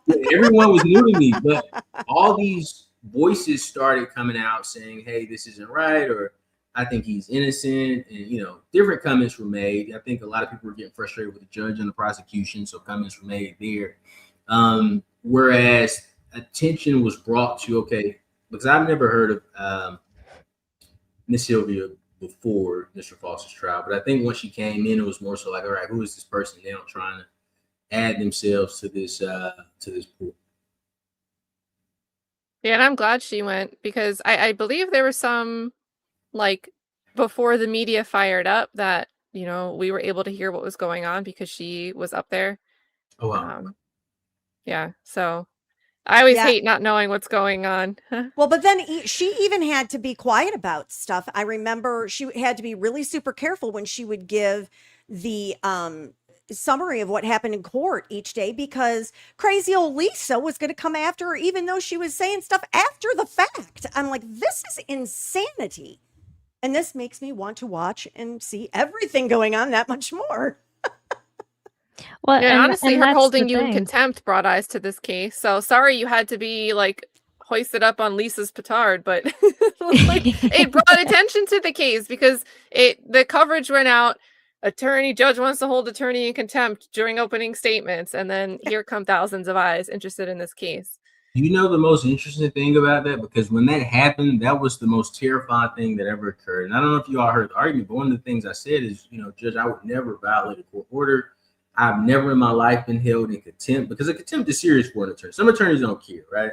But for me, a contempt is serious, especially if it's because you're doing something that's blatantly wrong, right? When it comes to a contempt. So I was terrified, and it did put a chill in the sense where I had to start tiptoeing around things because typically with a judge, you know exactly where the line is, and you don't cross that line. It got to the point where I didn't know where to go because all right, if I go too far here, am I going to be held in contempt again? Am I going to be thrown in jail? Right? And I got to a point, I think was a big piece of it, where I just told her this isn't a fair trial. Right. And if she would have threw me in jail, I would have just took it. Right. But it wasn't to me a fair trial at that point. But the one benefit that came out of being held in contempt, if anything, because I don't think there's anything great about that. I think it's terrible. Is my 12-year-old thought I was so cool because I popped up on her YouTube. She said, Dad, I saw you on my, what do you call the things that you could flip up on YouTube? They're like stories. Yeah. Oh, the shorts. Yeah. The shorts, yeah. Popped up on her shorts and she thought it was so cool. She was like, I'm gonna tell my friends my dad is on YouTube. So Dad, you're trending. Yeah. My dad's trending, guys. That was the only positive from that because for the first time in a long time, my 12-year-old was like, oh, my dad is kind of cool. So well, there were a lot more positives that came out of it because it did raise awareness. And there is a judge in Massachusetts. I was not intending on following some civil cases in Massachusetts. And because he has raised such a stink about social media covering the things in his courtroom, I'm like, oh, well, by all means, we will be covering every blessed hearing you have now, sir. Thank you very much. Because, when I hear that, it immediately puts me into the mode of, oh, you don't want me to see this? Well, why don't you want me to see this? Oh, we're going to see everything we possibly can then. And you know what's beautiful about that? Oh, I'm sorry, Mr. Mayor. Go ahead. I think that, and we wouldn't be able to have this fundraiser had that not happened. That's true. And the beautiful thing that you all have, and I know Kat knows this better than anybody, before social media, the news organizations did such a great job litigating these issues with access to the courtroom that you all have the most powerful law to use when it comes to a judge trying to exclude you. Because even in Georgia, it is a very, very high mountain you have to climb to have the media removed from the courtroom or close access to the media. So you all have all the power. Where judges may not like it, and I think it changes now because traditional news is more so sensationalized, right? All right, it's a terrible crime. We got a person. Let's flash on your TV screen. Say It's ratings. Correct. We want the raw footage. Correct. Yeah. You all We come want in. the truth. Correct. During the trial and say, hey, this is actually what's going on. The news doesn't, they don't really do it. They might get one or two sound bites. But you all are saying, hey, these are the things that's going on. So it's interesting that now judges don't like it, whereas before, with the way the news shifted, it was never an issue. No, because it was all controlled exactly Even how in that they. case, it wasn't an issue until you all started coming. It wasn't an issue. The media was more than welcome. Yeah, we, like Kat said, we want the raw footage. We want what happened before the incident happened. We want what happened after the incident happened. We want Susie Q's neighbor's daughter's niece that was there that saw such and such and knows so and so about. Yeah, we want them too because we want to know what the heck is going on. Absolutely. And that is not something that I feel like mainstream media participates in that type of journalism of actually searching for the truth. It used to be that way. I grew up with the, all the president's men and unveiling corruption in our government. That's what journalism was to do. And it's to keep people honest and to shed light on issues. And we have lost the plot in this country when it comes to that. So I'm glad that we have this forum that, I don't have a huge following. I'm just a middle-aged lady, making sure I can stay married because my husband does not want to listen to anything that has to do with these crazy trials. That's my favorite thing. That's my favorite Miss Janet, where she's like, I do this channel to give my husband a break. Yeah, he's like, oh, you're going to be in there in your studio tonight? Okay, cool. See you later. And he goes and plays with his guppies. So we have a perfect marriage. But doing that, I say all the time that when you have a voice, you also have a responsibility. And to just sit here and spew for the sake of spewing or to attack others and not use your voice in whatever platform you may have for the good, I don't get that. What's the point? Right. That is the point to me. Yes, I'm going to follow these trials and everything, but if I can't be on the side of justice and making sure that we're upholding our Constitution, then what is the stinking point? That's true. I think the great thing about YouTube too, and actually, even with X, even though it is kind of this lawless place that can be kind of scary at times, it is so accessible to so many people to express their First Amendment right, to talk about the things that they want to talk about in a free forum and connect with other people and build community and connection and educate and learn from each other. And again, opening your mind to all of these ideas that you might not have had beforehand, because growing up, we are taught in schools, the law is the law, and believe law enforcement, trust law enforcement, trust your government. They're the good guys and the criminals are the bad guys. And I think what this has really opened for me, and being a creator, but also a trial watcher and a kind of a juror of the public in that sense, is that I'm finding myself more and more sympathetic with a lot of these defendants first, and really understanding that, yes, it is innocent until proven guilty, and holding the state to a higher burden than I might have otherwise not done if I didn't start building my own community and watching these trials. So I think that's great. And I also would love to see baked in our education system, because I think everything starts there, is teaching kids to watch trials and to learn about the Constitution, but not just learning about it in one semester, but really understanding your rights as a human being. And, God forbid, if you do find yourself in these situations, what you should do. And shut up and ask for a lawyer. That's what you do. Exactly. You shut up. And exactly. I, for many, many years growing up, thought, if someone says that they don't want to take any, answer any questions and they ask for an attorney, they're hiding something. Yeah. Now I'm like, get on with your bad self. That's right. That's exactly what you should do. Zip it and get counsel. Yeah. No comment.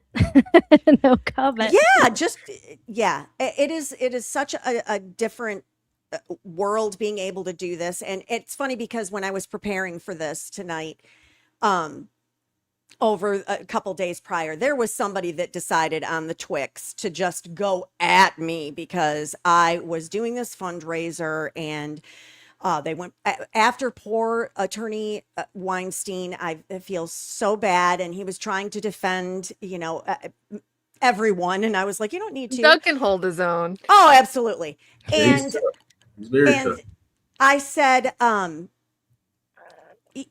good part about this is that you have freedom of choice, but they were saying I was doing this. What a grift to do this. And I'm like, excuse me, ma'am, clearly you don't know me, but I have a very prosperous career outside of sitting in my studio watching trials and everything. Like, I have an actual career. This is not my job. This is not my livelihood. I don't need super chats to make sure that I can buy my groceries this week. I do this because I enjoy doing it. And I don't think there are a lot of people that understand that can be a possibility. It's all about money. And I'm like, it is not about money for me at all. Tonight it is, because y'all need to donate so we can get a good appeal for Edrick. And I'll say this. I'll say this to add to it. I think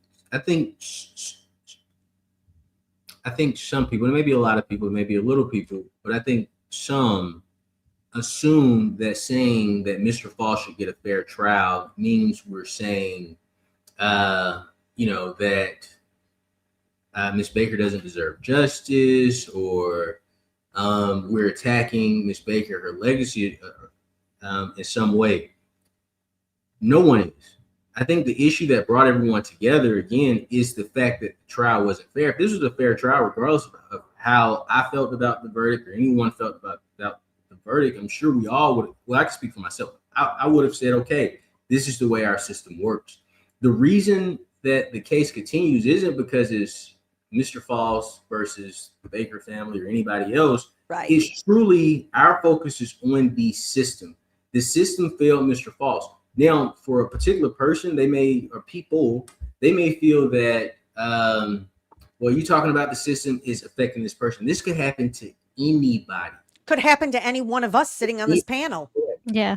Anybody. So when we have a system, and I think you mentioned it perfectly, Alexis, we are taught from children, when we start school and we get into U.S. government classes, that this is the best, this is the fairest system on the planet. It's the best one ever. Other countries adopt our system. But of course, our system is run by humans, right? And when you have these rights that we're all supposed to follow, that we've been following for almost 200, well, more than 200 years, I think around 250 years, if I'm not mistaken, and you see that it's not followed the way that it should be followed, people get upset, right? I don't care. And I'll say this, I'll just speak for myself.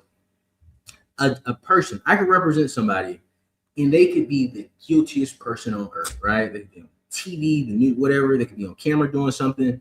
My job when I go in the courtroom, the basic duty of a criminal defense attorney, it's in the Constitution. The only type of, I think, profession mentioned in the Constitution is a criminal lawyer. That's how important it is.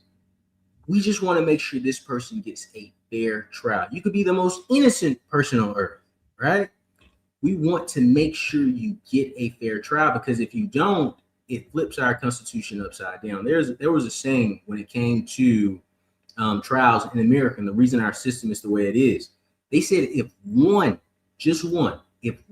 innocent person is convicted under our system, that's one too many. So to ensure that that does not happen, we're going to give people these rights: the Sixth Amendment right to cross-examination, the Sixth Amendment right to subpoena witnesses, all these Sixth Amendment rights to effective assistance of counsel. Because what we don't want a country where individuals come in, people presume they're guilty, and we just throw them in jail. So I do want to make that clear. Anytime somebody says something to you, because I've had people, say things to me, and I have to tell them, I love everybody, and I think what happened is a tragedy. I think it's a tragedy. It breaks my heart. Think about it. I have a daughter. This could happen to anybody, right? But my fight for Mr. Faust has nothing to do with what someone believes did or did not happen. My fight for Mr. Faust, and I do believe he's innocent, but that isn't my fight. I've had clients I thought were innocent that didn't get a jury verdict that I thought they should have gotten. My fight for Mr. Faust is he didn't receive a fair trial. So if anybody ever says to you, oh, why are you doing this? You're a grift, or you're this, you're that, it has nothing, our opposition isn't to you.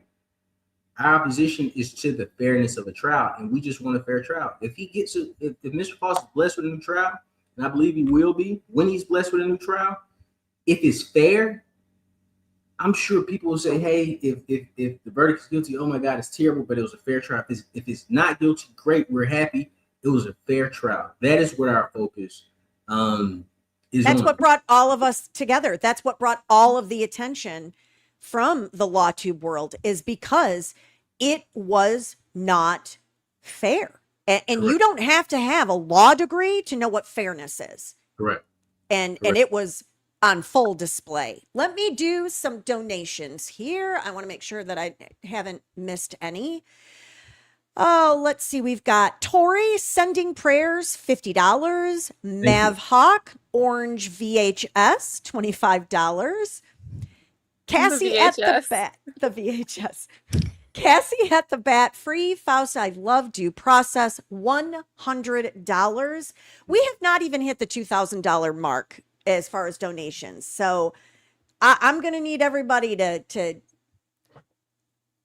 get some notifications going, do something, because we got a long way to go and not a lot of time to get there. But we're thankful for everything. I do want to Absolutely. Absolutely. And I do want to say this. There are some amazing appellate attorneys in Georgia. I don't want to discount, any attorney in Georgia. Brian Steele is to me, and I think Bob would agree because he said this, is creme de la creme. When Bob said that nobody really knows how to challenge true allele, a legal mind like Brian Steele's, he could challenge anything.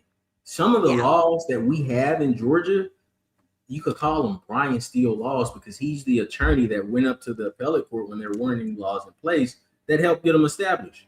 Listen, when he was going to go to the jail because he was going to be held in contempt and he just wanted to make sure he was going to be close to his client so that they could continue working, I was like, yeah, I love this guy. That's it. He won everybody over just with that.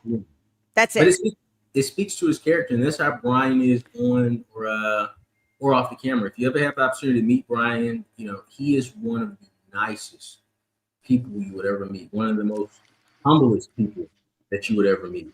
So what you saw in the courtroom, the theory, the fire in Brian, that is not the Brian Steele that we all know. Brian is the nicest guy that you would ever meet, but he takes his job and he takes his clients, he takes them seriously. And that's why we say we would like Brian. There are some amazing attorneys here. So anything that you give, we are thankful. I don't want you to see an amount and get discouraged. There are some amazing, outstanding attorneys in Georgia, appellate attorneys. Hey, Doug, how are you? Good. How are y'all doing? Hello, we're doing I love that great. Doug came in nodding with the Brian compliments.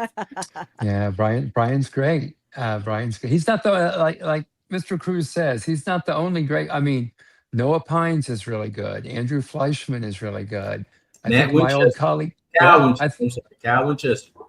I think my old colleague Katie Hingerty is really good. There's a number of really good appellate lawyers in Georgia. We're blessed, really, to have so many good appellate lawyers, and we need that because trial judges are human beings and they make mistakes. Lawyers, defense attorneys, we're humans. We make mistakes, and our clients need a good appellate attorneys when it doesn't go their way at trial. That's true. That is true. Well, this one was definitely not fair. So. Yeah, I know. Well, I thank you, Kat and Alexa. Thank you. Hey, Kat, we stayed sober for this one. I know. I honestly, I wouldn't have been prepared. I don't have anything I could have used as like a barter to get people to donate. I should have thought about that because I would have. Well, I appreciate you both coming on, and you were very quick to respond. Yes, absolutely. Yes. So I appreciate that. Thank you so much. Thank you. I hope you all have a great evening. Send more people here to donate money. Yeah, absolutely. And guys, anything, even if it's $1, anything you can give or just simply sharing it, anything helps. And thank you guys so much for having me here. It was great meeting you all. Pleasure to meet you as well. Every Friday, Thanks, guys. Faust Fridays, drop a 5. That's right. Oh, Hello. my head is gigantic. I'm going to move my camera further back. I guess Oh, I'll what? just go further back. It's okay to have a big head. Didn't Yeah, anybody no, tell you that? no, I we're might good. have one on the screen, Doug. So you're okay.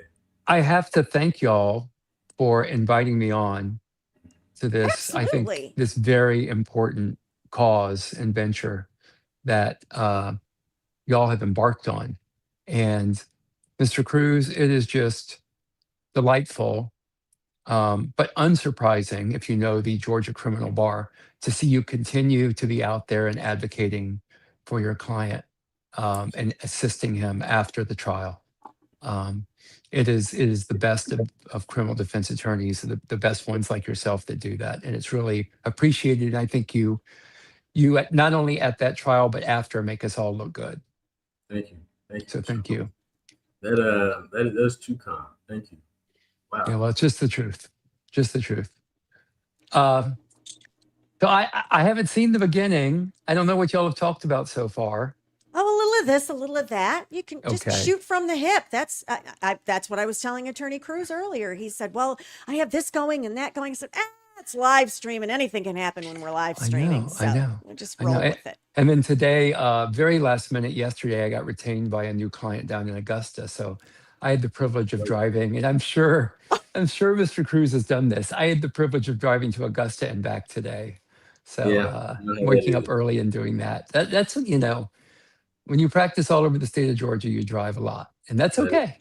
That is true. That's all part of it. That's what I was talking about earlier when some people were saying, you should take the case pro bono, and I'm like, but you still have money that has to be spent. You still have transportation, and you still have lodging, and you still have transcripts you have to pay for, and there's still stuff, even if Well, the attorney is pro bono, and that's just silly.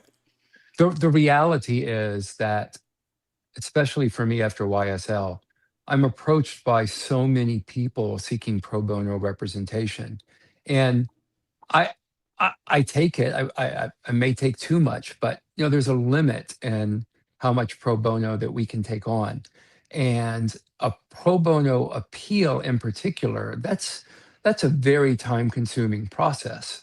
You have to go through the transcript, which how long was your trial? A week and a half? Two. Two. And So you that's got to go not. through. We had 3 days of motions, so that you would add. I think it was 2 full weeks with, if I remember correctly, with the jury selection. So that's 10 days. And you have to add the motion hearing days. It was 3 days of motions hearings. So you would be talking about a 13 day long transcript. That's a lot of work. Yeah. That's a lot of work. Explaining all the issues, going through the language multiple times. It's a lot of work. And by the way, if people don't realize this that are watching, the defendant has to pay to get a copy of that transcript, and that is not cheap. So the money that you contribute, well, like I know you've talked about expenses. This is one of the expenses that you have, is that transcript. I know during YSL, we were not only praying that we don't lose because we don't want to lose, but that transcript from the YSL trial would easily top $1 million, I would imagine. Oh, yeah. A People 2-year do not trial. understand how much it costs to get an actual transcript. They think, oh, what is it, 70, 80 bucks? It's like, no. Yeah. So the amount of time that the attorney has to spend plowing through that transcript, looking at all the rulings, looking at the choices the defense attorney makes, looking at how the prosecutor acts, looking through all the exhibits. We haven't even talked about all the exhibits that they have to look through. It's just a hugely time-consuming task. So to ask someone to take that on pro bono, now look, I mean, I don't know that you would find anyone competent really to take on an appeal Pro for bono. less than what? 40, 50, $60,000. It I would depends. think 3 day, maybe 25,000 for 3 days. maybe 25. Yeah. I mean, yeah, I'm not going to touch one for less than 40 or 50, probably. Obviously, Brian Steele is going to be a lot more because he's the best and I'm not.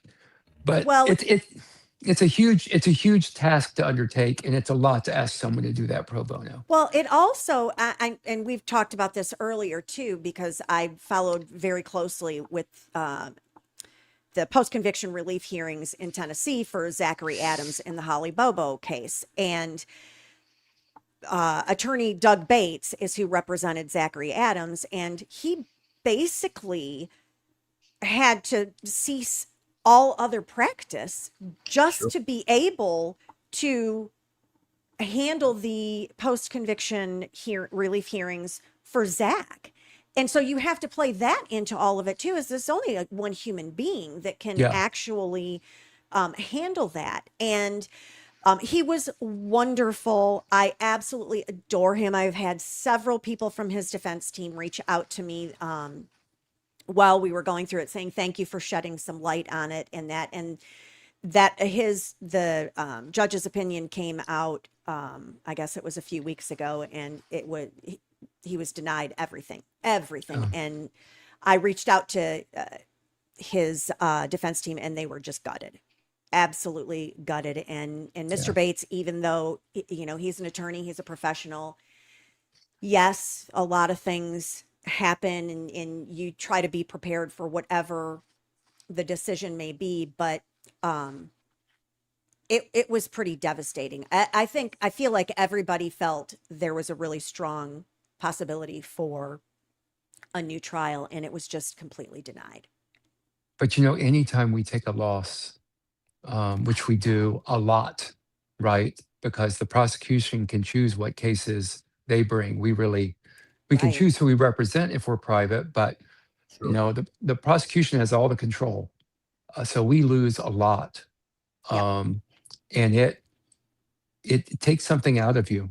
It takes something out of you to watch your client, when the verdict is read, when the deputies come up to them and they immediately handcuff them in front of their friends, in front of their family.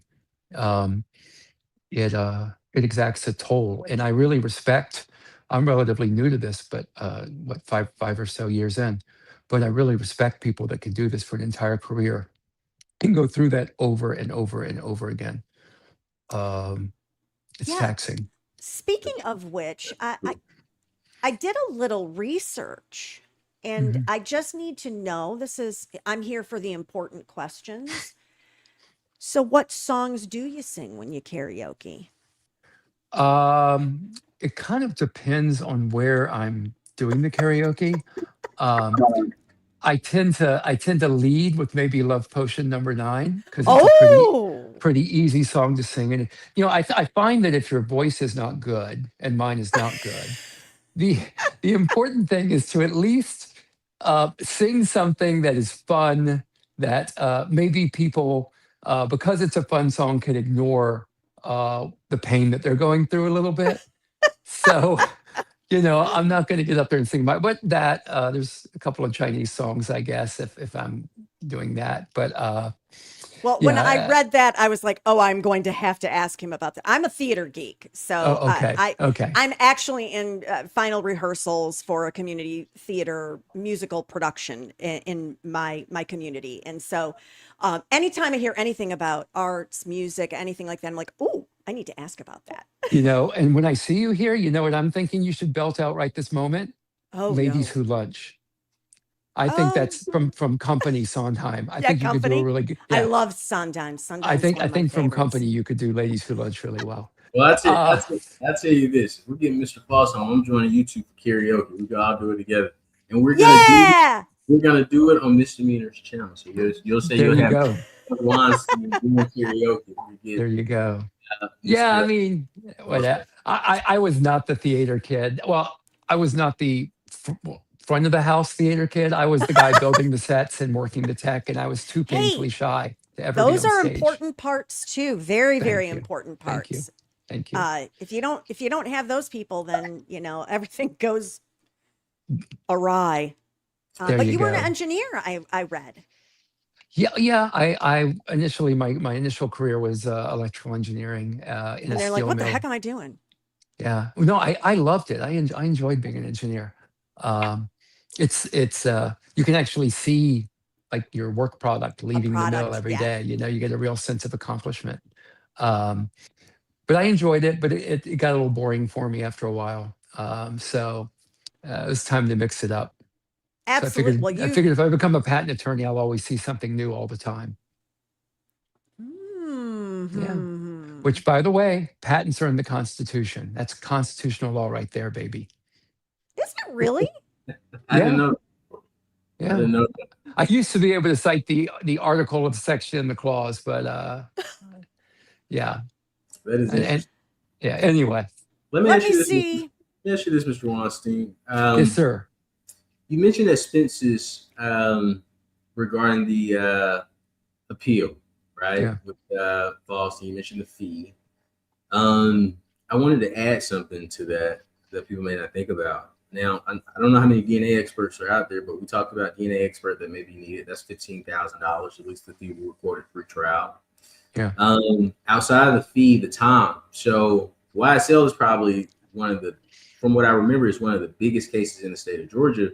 But Mr. Faust's case had 25,000 documents alone and 25,000 files. We literally had to shut our office down just to focus on Mr. Faust's case while we were bringing it up for trial. So any attorney, and it just goes off that pro bono piece again. I don't think any attorney could shut down their practice and say, hey, for free, Mr. Steele and other attorneys are married. I saw your ring, you're married. Yeah. They have children, they have expenses. It's just something that's not possible with the amount of work required for Faust, and also the media attention that comes with it. I've had some amazing people reach out. I've also had some not so amazing people reach out to our office, and I don't think anybody, criminal defense attorneys and our clients sometimes are subjected to some interesting people in the public. I'll say fascinating people in the public. Let me use that word. Some fascinating people in the public. So when you take cases on, I don't think anybody, I think a high profile case, those are the cases attorneys really don't want. It isn't, oh my God, it's media attention we're running to. We're actually staying away from those because it's a situation where you may have some random person come to your office or in your building. You may have people calling, harassing staff. Yeah. So it's something that's not pretty much not possible. And I'm sure the cases you take pro bono, Doug, aren't cases that are on television. They're probably people that you talk to and you say, hey, I believe in this cause, I'm gonna help you. And it's something that's done on the table versus what we're dealing with. And I'm sorry, Ms. Mean, you're about to say something. I didn't mean to cut you off. I just wanted to follow up with that. Oh, I don't even remember what I was going to say. Yeah. I mean, That must have been very important. I probably keep between 3 and 5 pro bono cases kind of percolating in the background. Appeals? No, not appeals. Okay. Not appeals. I'm about to embark on one pro bono habeas case with another attorney. But no, trial level cases, I'll keep like 3 to 5 of them at any kind of given point in time. But it's incredibly time consuming. And, I don't think what people understand, you were talking about shutting down your office preparing for this case.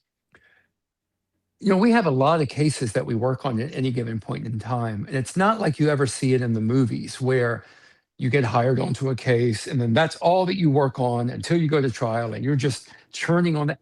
We're juggling, I don't know, scores of different cases and public defenders over 100 probably, but we're juggling, a lot of different cases. And for example, a month before trial, I would love to be able to shut everything down and work on that trial for nothing but a month before. But the reality is, I've got calendar calls, hearings, and preparing for trial in Georgia is not a conflict that we can file with the court and say, hey, we need to get up to speed on this case. So I'm sorry, Judge, but I just can't make it in. It doesn't work like that. That is true. It's very hard. The other thing I want to mention, I have all kinds of things I want to mention, and I'm sure this has come up before. In Georgia, if you represent a client at trial, you really, I don't want to say can't, but it's almost like the way our law is structured in Georgia, it really is almost a can't represent them on the appeal. It's not like some other states where you can go all the way up. And it's because if you represent your client on appeal on a trial that you lost, you're essentially forfeiting the ineffective assistance of counsel defense. Right. I mean, appellate issue. And that's kind of a standard issue on every appeal in Georgia. And it's not because your trial attorney sucks.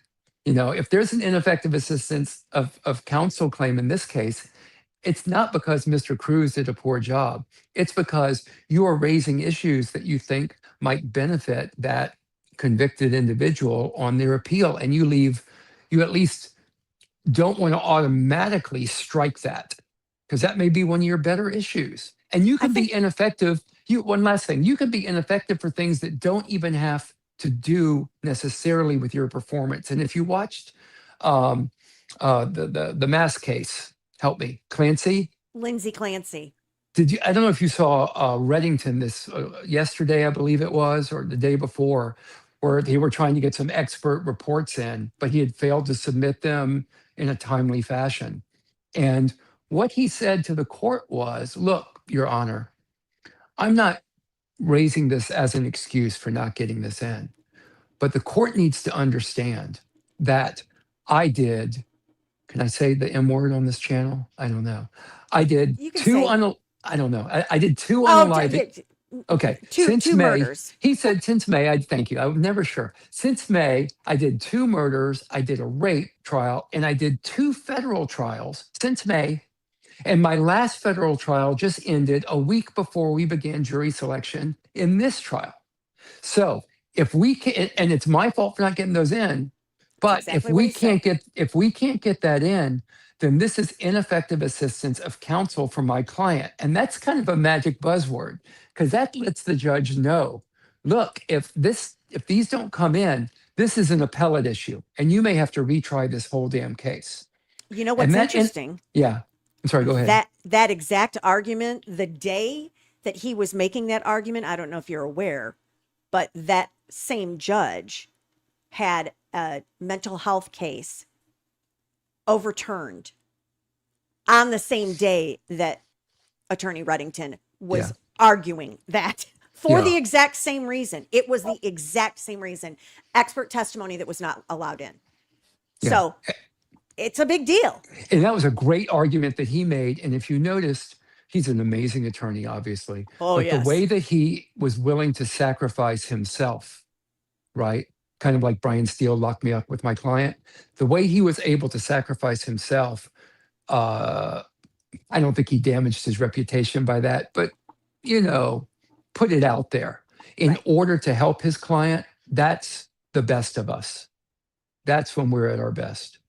What I love about Attorney Reddington is I call him like the Columbo of the law room or the courtroom, because he seems like he's very bumbling and he doesn't really know what's going on, and and then all of a sudden, bam, he gets you. He's like Columbo. You're not expecting it, and then he gets you. Okay, we've just lost everybody under the age of 50, but well, I don't have a lot of people on my channel under that age, so they understand my references. But you know who else is kind of, that I would tell him he was kind of like Columbo, because Columbo was famous for basically questioning a suspect or questioning an individual. Then he would go to leave and he'd spin around and go like, "Oh, one more thing," and that one more thing was always like the thing. You know who does that constantly on cross-exam? Do you know Mr. Cruz, who I'm talking about? I'm sorry, I don't. It's Keith Adams does that a lot. Keith is amazing. You can Keith Adams is, to me, of all the YSL attorneys, Mm-hmm. all of them, and honestly, including Brian, he was, for me, the one I want to model my cross exams after, because they're charismatic, and like Reddington, they're short, they're to the point. And so I like to think when I stand up and cross, the jury pays attention, because I'm not going to keep them there forever. I'm going to make my points and sit down. I got that from Keith. That is amazing. I see amazing. Reddington does it too. We talked about that earlier too. Speaking of Keith Adams, I spoke to him about Faust's case before we went to trial. Oh, you did? I'm sure he gave you some great advice. He gave me some great advice on Mr. Faust's case. I reached out to so many people. Mr. Weinstein, if I would have known, I knew of you because I told you the joke about my wife. Yeah. And tell you, Mr. Meaner. So my wife, as you know, is an avid trial watcher. Typically she goes to sleep listening to trials. I saw Doug in the courtroom in Fulton County, and I said, if my wife knew I was sitting by you right now, she would go crazy. When I get home, and I think I was joking, like I might need to take a picture to take it back to my wife. But I told him I'm gonna go home and tell my wife that I sat next to him. But I reached out to so many attorneys. Keith Adams was one. He was amazing. He gave me some excellent advice. Yeah. Well, back to the amount of hate that we get on a high profile case or a publicized case, because we do. I'm sure Mr. Cruz got a lot. I got some. We don't just get hate, we get love as well. A lot of love. Honestly, neither of those is really deserved. We're out here doing our job and doing our best for our clients. So I don't think I deserve the hate. I don't think I deserve the love, but I appreciate it. I appreciate the support. But you get a little of that. Well, I'm going to do a few, hold that thought right there. I want to do a few announcements. It's been at least 30 minutes since I said this. Everybody in the chat, yes, I did reach out to Melanie Little. She had other plans, unfortunately, for this evening, and she could not join us, but she is aware and also gives her support. So all the cupcakes, it's okay. Second thing, I am not taking any money for super chats. If anyone super chats during this live stream, all of those funds go directly to Edrick's appeal fund that we are raising funds for this evening. And lastly, because after all, I'm not here for the grift. I have an actual career. This is not it. Let's talk about some donations. Let me get back to where I left off. Heidi in Utah, Mr. Faust, your trial was an outrage to me, putting all my hopes and prayers up for your appeal. God bless you. $20. No House, no Faust. $50. Praying for Edrick to get his chance to prove he was unjustly convicted. I hope if I ever have to sit at the mercy of the court, I have a zealous, passionate advocate like Mr. Cruz fighting for my life like he did for you. We know you were handcuffed, sir, literally and figuratively. Misdemeanor fundraiser, free Edrick Faust by Pixie Poo, $20. Peer, it ain't a lot, but it's what I got. Praying for Edrick Faust, $10. Y'all, it doesn't matter how much it is. It's the fact that you did anything at all. So thank you very much to everybody that has been donating, and keep it up. And there's a story I like to say. It's a story from the Bible. Please forgive me. And I am an amateur at the Bible. But I've heard this story about, I believe they were individuals giving a donation. It's a bunch of rich people coming in, giving money. And I can't remember the backdrop of the money, but I believe it was an offering or a tithe. But it was this old lady that came in, and she might have given a couple of pennies or a couple of cents. And the people were looking, and they were saying, wow, she really didn't give much. And the person said, no, she's the person that gave the most, because it was pretty much what she had, versus the individuals with all the money giving what they gave. She was the person that gave the most. So it doesn't matter if you give $1, we are thankful. Yep. We appreciate it, right? If you give $2, you give 50 cents, we are thankful. So I don't want you to think, hey, this is just a little amount. It's not. You're helping somebody out. Once Mr. Faust's case is in the appellate court, and you're able to, because it's you who's helping. You'll be able to say, I'm the reason. My $1, my $5, my $10, my $50, my $100, $500, whatever it may be, you are the reason that he has the opportunity for the trial. And what everyone is doing is beautiful, because we have created a community of people that are coming together in this country that are moving towards a common cause. And a lot of times when we're in rooms, everybody is different in some way. People aren't on the same page. When we're out in places, when we watch television, it's all about everyone being on separate sides. This is a community that's being created to help somebody, right? And it's giving somebody hope in a very, very dark situation. So thank you. Any amount, I appreciate it. It's rare that you have this opportunity to directly contribute and give to an individual and absolutely assist them with their life, help to change their life and the loved ones that miss them. Sure. So, I was just about to say, it's not just Mr. Faust. This is for the cause of justice. Absolutely.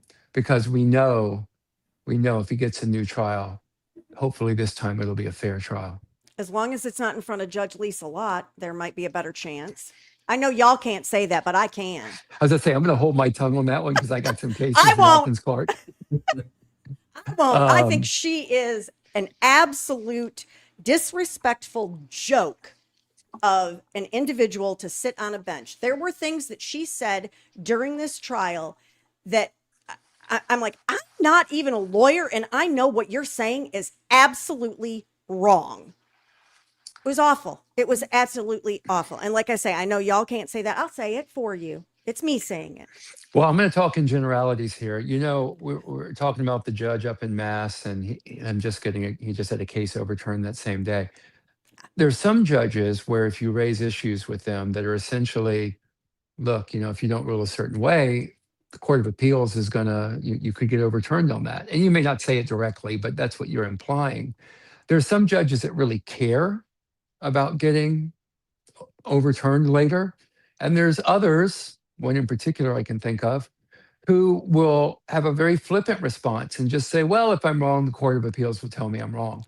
Well, she said that in open court. You know, that kind of, I'm just speaking about the one judge who I've already burned all my bridges with. That attitude, I don't think it's fine, because I think judges should absolutely try their best. And maybe they are trying their best with that, but that flippant response does not exhibit a judge trying their best. It does not instill faith in our judicial system.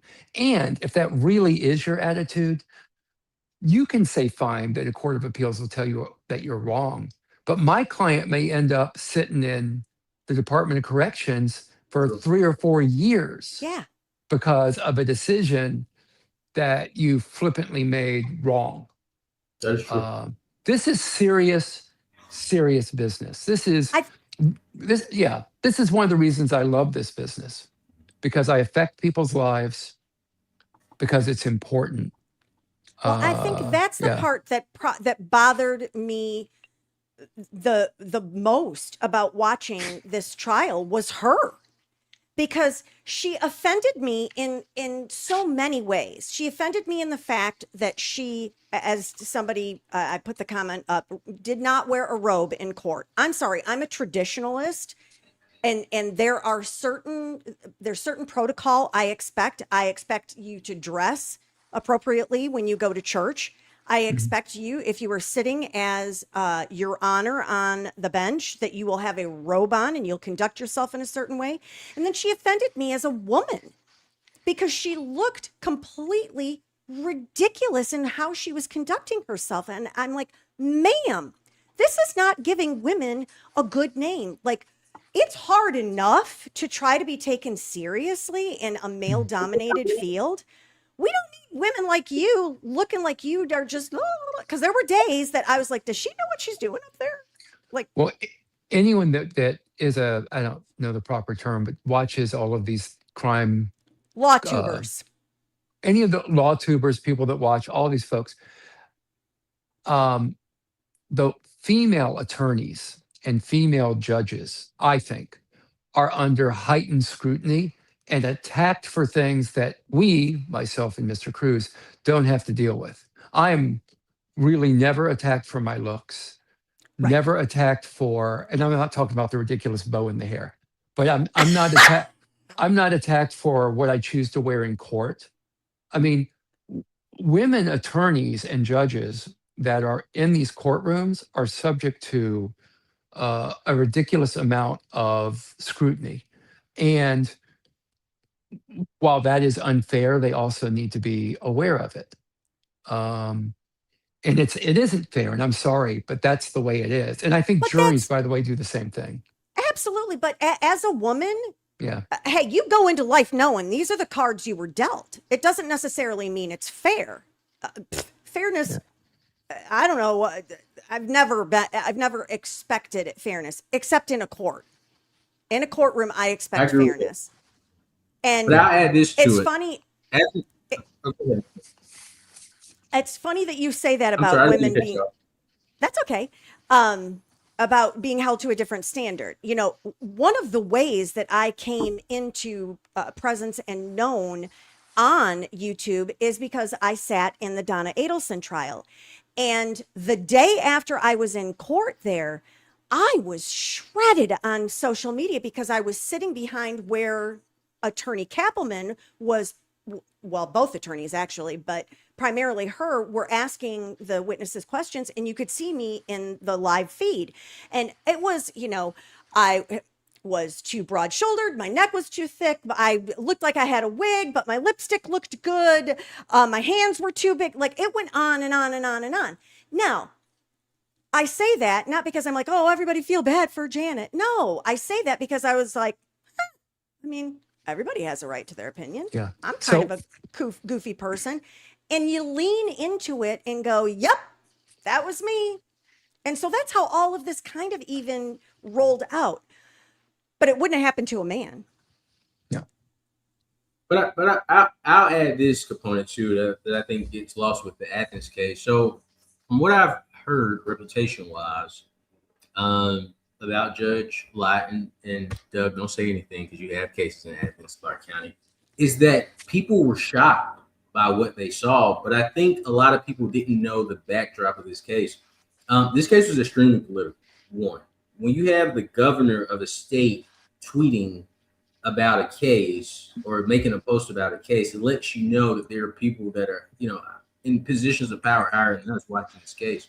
He came down. I learned this actually during the trial. Somebody told me, one of the people in the gallery, he came down during the trial in the exact same courthouse which was trying this case, and he signed the Baker-Coleman Act in the courtroom.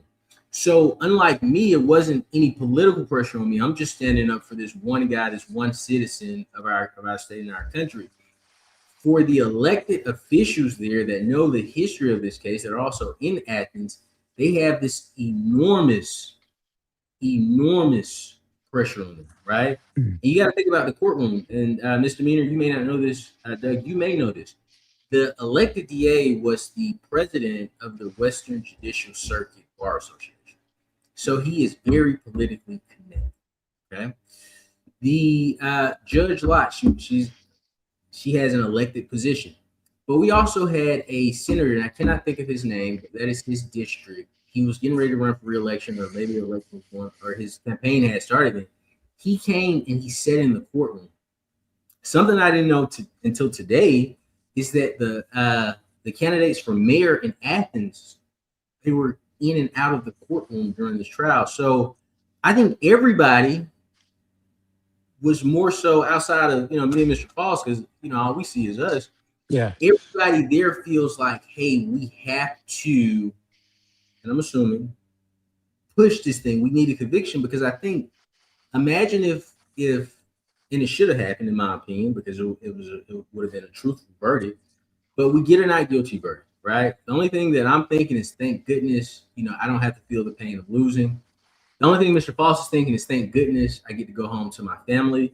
But you have everybody else in the courtroom saying there is going to be a political fallout from this. I'm the elected DA. I was the president of this council. I'm the face of this case. It's the first case under this act, and the jury has found this guy not guilty. It would be an embarrassment. You know, Yeah. I don't know the relationships of the parties, but prosecutors and judges, they're in the same courthouse all the time together. They typically have a stronger relationship than defense attorneys and the judge, right? Because I'm not in the courthouse every day.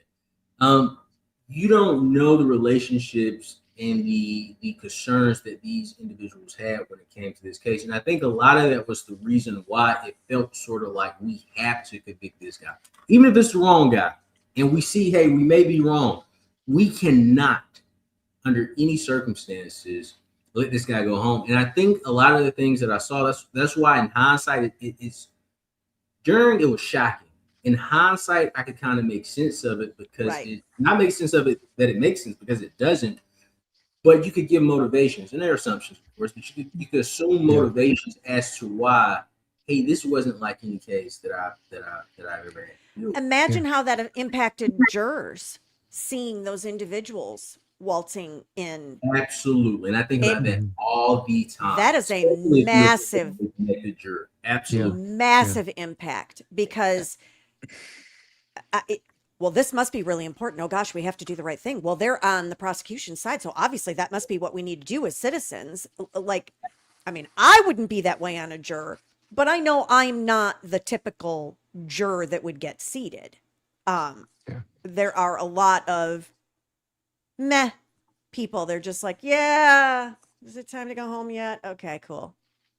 Well, the sad reality that we criminal defense attorneys, of course, are always battling against is I think most of the citizenry believes that if you have been arrested, and certainly if you've been indicted, you must be guilty. Yep. That's true. And that we can talk about the presumption of innocence, and we can voir dire the jury, and we can do all of that. But the reality is the reality, and I think sadly that most people, not everywhere, but most people I'll be the believe first to. if you're there, you're guilty. I will be the first to admit it. I have had this conversation with Bob Mata numerous times that I absolutely was obviously they must be guilty because they wouldn't take this case all the way to court and prosecute them unless they had the goods on the individual and were going to be able to convict them. That all changed for me. Yeah. When I watched the Karen Reed trial.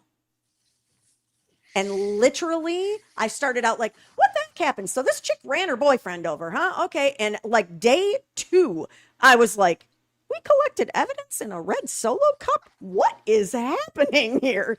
And that's when it completely changed. And I was like, oh, you're not honest.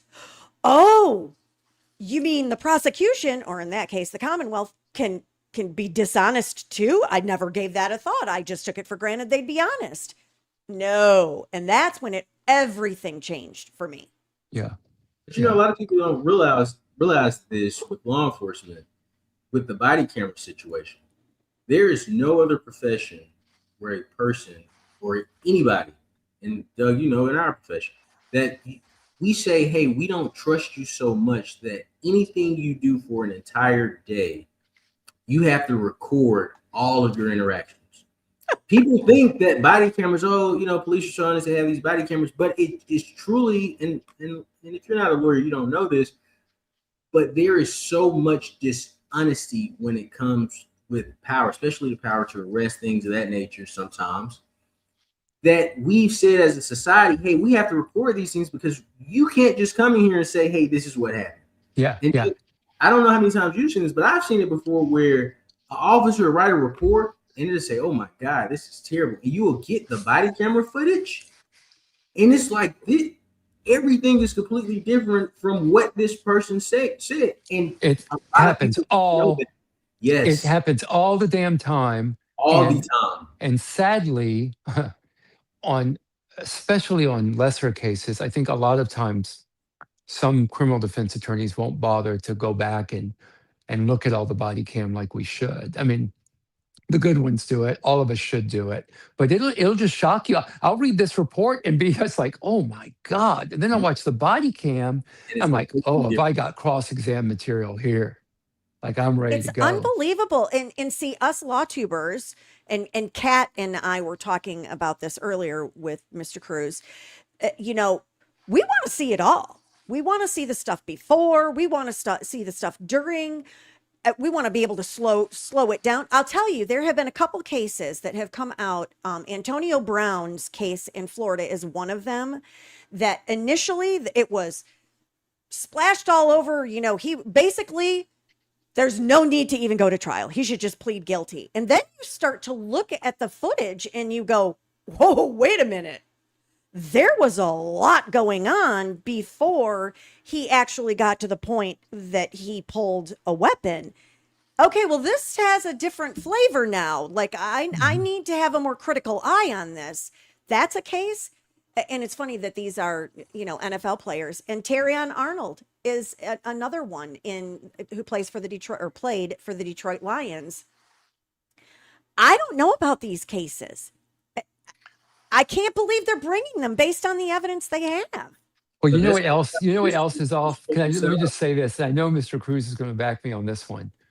how many cases do you have that involves traffic stop on I-75 or wherever? They find drugs, they find cash, and the amount of cash that law enforcement reports, I'm going to guess half the time is less than the amount of cash that was actually taken. I've heard that a couple of times, and I've heard some large amounts, especially when it's a very large amount. I've heard that a couple of times. Yeah, I've, Wow. and these are circumstances where you could say, well, why do you believe your client? They were caught with all these drugs. There's backup for that. There's ATM withdrawals, deposits. There's things moving around and numbers written on pieces of paper. They're like, okay, guys, you guys, I'm gonna have to turn the pinball machine off later because it's distracting you, unless you're giving for it. Someone said if I got a high score on King Kong, they give another $25. So I do hold the high score on King Kong. So you can go ahead and cough up that $25. That's right, Mavhawk. I know that was you. Yeah, that's right. That's who it was. It was Mavhawk. Yeah. So it was briefly, someone asked about pinball. I'm just gonna say this real quick. It was anyone that remembers Mr. Botts, David Botts from the YSL trial, who was the much older gentleman that was working with Max Shart. He was a big pinball guy, so he kind of got me back into it. That's funny. Yeah. I heard you all became family on the YSL case. Oh yeah. We had a reunion last December. Oh, that's amazing. That is It's amazing. funny you say that. I sat on a jury when I was, barely 18 years old, and I lived in Michigan at the time. And actually sat on two juries. I sat on a criminal jury, and then I had that case. We delivered a verdict in the same day. It was very short, drunk driving case. So I had to report back the next day, and doggone it, they put me on a civil case the next day. So I was seated on two different juries. But the criminal jury that I was seated on with, we also, for a long time after sitting, even just that one day on the jury, we still got together and had a lunch once a month. Oh, that's So nice. I think that is more common than people realize. It is a very bonding experience sitting on a jury. You're thrown together, you're completely different people, you have different backgrounds, and you are there for only one sole purpose, and that's to determine a verdict on a case. So I tell everybody, if you get an opportunity to sit on a jury, sit on a jury, because it's amazing. The experience is phenomenal. I've never been fortunate enough, and I guess I never will be. Not now, no. But speaking of juries, something I don't think a lot of people understand about juries, when it comes to the allegations and misdemeanor, I think you had the perception that I think all of us had before we got involved and started seeing cases, is that if somebody's arrested, they're in trial, I think we all had that perception, because from kids, all we hear is about the good guys and the bad guys. All right. The bad guys commit crimes, the good guys arrest them. So that's your understanding of the system. But once you get into the way the system was built, and I think the system was built with that understanding that people are going to assume these things, that's why they tell you that a person is presumed innocent. When you come into a case as a juror, your job is to take everything you hear as false. These are allegations, right? They have to prove this to me beyond a reason of doubt. A lot of people don't have it. I think, and Doug, you probably know, well, not even probably, I know you know this. There are people that want to sit on the jury to convict some people, right? They are looking forward to getting on the jury. We've had board years and trials where people would lie about the meaning of their tattoos. They'll lie about. We had one guy that, matter of fact, I'm not even gonna say this, but we had one guy in a case that said he couldn't be fair and impartial. Okay, we get to the individual voir dire piece. All of a sudden, I actually can be fair and impartial. Mm-hmm. Right? This completely switches because it's, hey, I want to sit on this jury. Mm-hmm. I can imagine with Mr. Faust's case, I believe we had a lot of that. This is a juror I remember in particular. Her answers were so perfect. I said, she has to. She would give me perfect answer. And this is something you can't give a perfect answer to. She would find the perfect answer for. Some people are saying, oh yeah, my wife's really caught up into this stuff, and we knew, okay, we can't have this type of person sit on the jury. And I'll say this: people do need to show up for jury selection, because you I cannot preach it. complain about an outcome if you do not participate, because you don't know if the people that participate may be inclined. Hey, I am super pro police. I donate to police, things of that nature. I want to sit on this jury because it's a case that involves a police officer. I want the police officer to go home. Or it's a case that involves harm against a police officer. I want that person convicted, whether it's true or not, right? Yeah. Your views as a individual human being, they are so important to the jury process, because each of us. Yeah. And I'll tell you something else I also encourage with all of my subscribers, and we've talked about it several times, is mock juries. I mean, I search on Facebook. That's usually where they're calling for individuals that are interested in being on a mock jury. I've sat on 3 mock juries just within the past year. Mhm. It's a great opportunity to give individuals like yourself a perspective of how a jury is going to talk, what evidence they're going to be interested in, what are they going to look at. I mean, the one case that I sat on a mock jury for, the attorney was like, wow, you all just gave me like 3 new things that I need to focus my attention on that I didn't even have on my radar. And we were like, well, we need to know this, and we need to know this, and we need to know this, you know. It's so important to be part of the process because it makes a difference. And yes, I'll never be seated on a jury again because of what I do. And They'll be look, like, what? let me say something else that maybe it's inappropriate and not my business to say, but I'm going to say it anyway. Because I'm old and I don't care what I say or what people think of me. Which is the secret to life, and I had to wait till I was in my 60s to learn it. But a lot of these rural counties in Georgia are heavily minority counties, especially, it depends on where you are, especially as you get to like Southwest Georgia. And I'm always disappointed, maybe that's the right word, at the number of minorities that don't show up for jury duty. And what happens is you end up, someone was talking about a jury of your peers. When you don't show up for jury duty, you are denying that defendant a true jury of their peers. If the only people that are showing up in these minority majority counties are the white folks, then that defendant is not getting a true jury of their peers.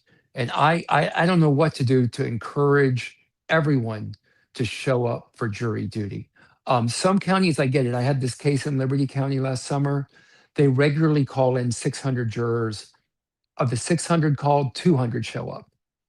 It doesn't work when that happens. You need to go to jury duty. I know it doesn't pay anything. I know it costs you money. I know it's inconvenient, but it is, I think if you can at all afford it, it is a small price to pay to keep our justice system running and fair. 2 things you need to do as a United States citizen, in Ms. Demeanor's book anyway. 1, show up for jury duty. 2, vote. Those are the 2 most important things you can do as a U.S. citizen. Now, I don't discuss politics at all on my channel. Ms. Demeanor is very much like Dolly Parton. She just stays the heck away from all of it. So I have no interest in any of it, except to say I never miss my opportunity to vote. I always vote. And I always show for jury duty. So those are your civic duties. We've lost that in this country, that we have a civic duty. It's like people don't think that they need to be a part of the process. Yeah. You do need to be a part of the process. I think we would be a better country today if they restored civics lessons as part of a basic junior high education. Absolutely. Absolutely. Let me get some donations called in here. Yes. Let's see. We have Debbie Holman, keeping you in prayer. This case was heartbreaking. $25. Anonymous giver from Ms. Demeanor's Fundraiser, $10. Nancy Davis, living on a fixed income. I don't normally donate, but if there was ever a case to get behind other than Aaron Spencer, it's this one. I watched this trial with attorney Melanie Little, and the verdict literally made me sick to the point I nearly stopped watching trials. This man needs to be vindicated. $10 donation. Thank you so much, Nancy Davis, for that. And everybody else that has donated. Thank you all. I bet everybody wants a tally, don't you? Let me do some math here. Yeah. It's not what we need. I can tell you that. Come on, guys. It got to be when Josh Schiffer was on here. Didn't you have Josh on earlier? No, he's yet. coming up next. Okay, listen. Don't wait till Josh gets here to give. You need to give. I'm not Right saying now. don't give when Josh is there, but if you're watching right now, give now while I'm here before Josh pops on, or all I'm going to hear is about how much money more money he was able to raise than me. And I don't need to hear that. I know I was on a live stream with Nick Starro and Catnut Williams, and it was for Aaron Spencer, and we slayed our hour. I think we raised the most in our See? hour. See, I don't So have we enough are at- X followers. Oh, is that what it is? We're at $2,090, not including my super chat money, which gets us over the $2,100 mark for sure. So It's all appreciated. it's it's the least, literally the very least I felt like I could do. When Mr. Cruz asked me, I was like, yeah, I got a really, really super busy schedule, but let's figure out how we can make it happen. Thank you. And look, if what it takes is Josh Schiffer raising more money than me, then y'all go ahead and give tons of money when Wait, he's gonna I know be- the red glasses and Well, he's going to be on with Ian. And Okay. so, well, how do I compete with that? right. I mean, it's Runkle the Bailey. I'm just saying. I know. Yeah, that's I who's coming can't. on behind you. So I'm sorry about that. You were supposed to be earlier. Remember, we had to rearrange everything because of Bob. And thank the Lord that happened actually, because I got back from Augusta so late, and then I promised my son I'd grill something for him. So this actually worked out perfectly for me. So it was like divine intervention then. It was. I should do live streams playing my games. No, it's okay. Yeah, I mean, there are people that do that, Doug. That's all they do. I'm just They not just one of live them. stream them playing a game. My You son know? watches it. I'm like, I don't get this. He's like, Mom, Yeah. I don't understand your trials. I'm like, point taken. Yeah. That's right. Oh, by the way, the other thing about, I don't know, you probably didn't have this because it really wouldn't apply to you. But in YSL, tell you, one of the bad downsides of being live streamed is that all your friends are first of all, imagine, okay, I want people out there, listen, imagine at work, there's a camera on you the entire time you're working, and it's all being streamed to everybody. Like, it is a weird, uncomfortable feeling. And then I've got my friends doing pot shots at me like, Doug, get off your phone and pay attention. I'm like, you know what? This witness has nothing to do with my client. I'm here for 2 years. Give me a break. So I didn't have that. It was Yeah, you had to focus the whole time. Yeah, it was very intense. And Yeah. Typically the days were very intense, and it's very rare that I leave a trial exhausted. Yeah. But every day at the end of the trial, I was exhausted. So a lot of times I would, of course, make time to speak with my wife because we just had a baby. But I was exhausted. I really didn't connect with anybody until everything was over. But at that point, I was in such a deep, I'll say funk. Yeah, I know. You may have never lost a case. So I'll speak from my Oh, personal. no. I've lost cases. You know how it is when you feel like you lose someone's life, right? Initially it's a shock. And then once the shock wears off, and I don't know if depression is the right word, but for me, and I know, Brian did a great job of giving me advice and feedback, but I was devastated. I couldn't work. I had to tell my clients I just need some time right now. And interestingly enough, I had clients that reached out to me, and I think it was a bit of encouragement that were telling me, like, we're so happy that you're our attorney. We saw how you fought for him. The verdict was a tragedy, but I was gutted. So for a good piece of time, I couldn't talk about the Faust case. Even now, when we reach out to people, because we still reach out to folks trying to get donations, we send letters out, things of that nature. It is extremely hard for me to explain the case because it's so traumatic, right? You want to toe the line of, all right, you want to remain credible, so you don't want to just make it sound one-sided, but the trauma from it all it's really hard to explain the case Yeah. because it's like nobody, if they didn't see it, they won't believe it. And the other thing is that happens, I imagine to all of us, I hope it's not just me, is all I do is look back and second guess of And all the what things, yes. what could I have done different here? I had a client on trial in DeKalb County last October, November for murder, malice murder, felony murder, ag assault, on and on and on. And I won all the counts, but I lost the felony murder because of felon in possession of a firearm. And it still pains me today. I'm just convinced if I would have focused more on causation arguments in my closing and explained this is my fault that he now is facing LWOP, life without parole, because I think I did not do a good enough job of explaining the causation factor in felony murder. And all I do is second guess myself on cases that it's awful to lose a case. It's awful. That's all of us. It's terrible. I mean, it's not George Foreman like when he lost to Ali and was impotent for a year, but it's bad. It's bad to lose a case because we care. Because you care. Exactly. But I'm gonna tell you the beauty from it. I'm gonna tell you the beauty from it, Doug. And this is something that has been true. If you care, and Mr. Miller, you're right about this. If you care, anytime you experience loss, and typically the first time, what happens is that you work so hard to make sure that the feeling that you feel, the feeling that the family feels, they never have to feel it again. And it makes you a better attorney because you know when you're walking in the courtroom, you're going to be over prepared to make sure there's nothing. And that's why I said earlier, it's being a criminal defense attorney, you get to the point, if you care, because some people don't care. Sadly. But if you care, it is like you are over prepared because you don't think about it. You don't walk in the courtroom saying, oh, it'd be great if I win. You walk in the courtroom saying, I don't want to feel the pain. I don't want the family to feel the pain. I don't want my client to feel the pain of losing. When you're a new attorney, winning feels great. But once you feel the pain of losing, you don't care about winning the case. You just don't want to feel the pain of losing. And when you get a not guilty verdict, it isn't, oh my God, I'm so happy. It's actually relief. Mm-hmm.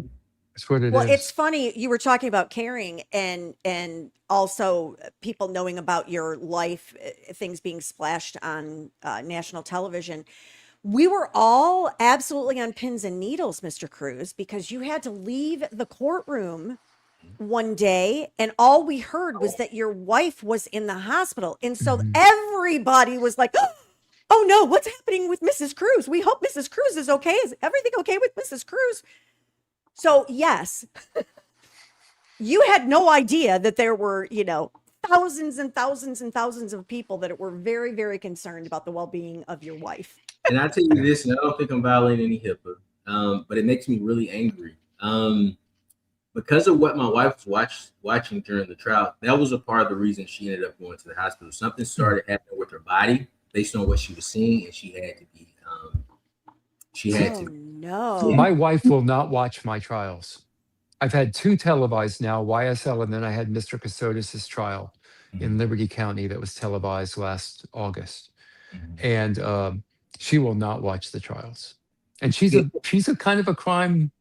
They love us, Doug. That's the difference. They love us and feel about us. So if they see somebody, and my wife has come to trials before. She's come to a lot of my trials, and we haven't had any issues. That's one thing that gets me angry. I don't get angry a lot, but when I think about that, that does make me very. Okay, guys, here's who you've been waiting for. So now you can start giving.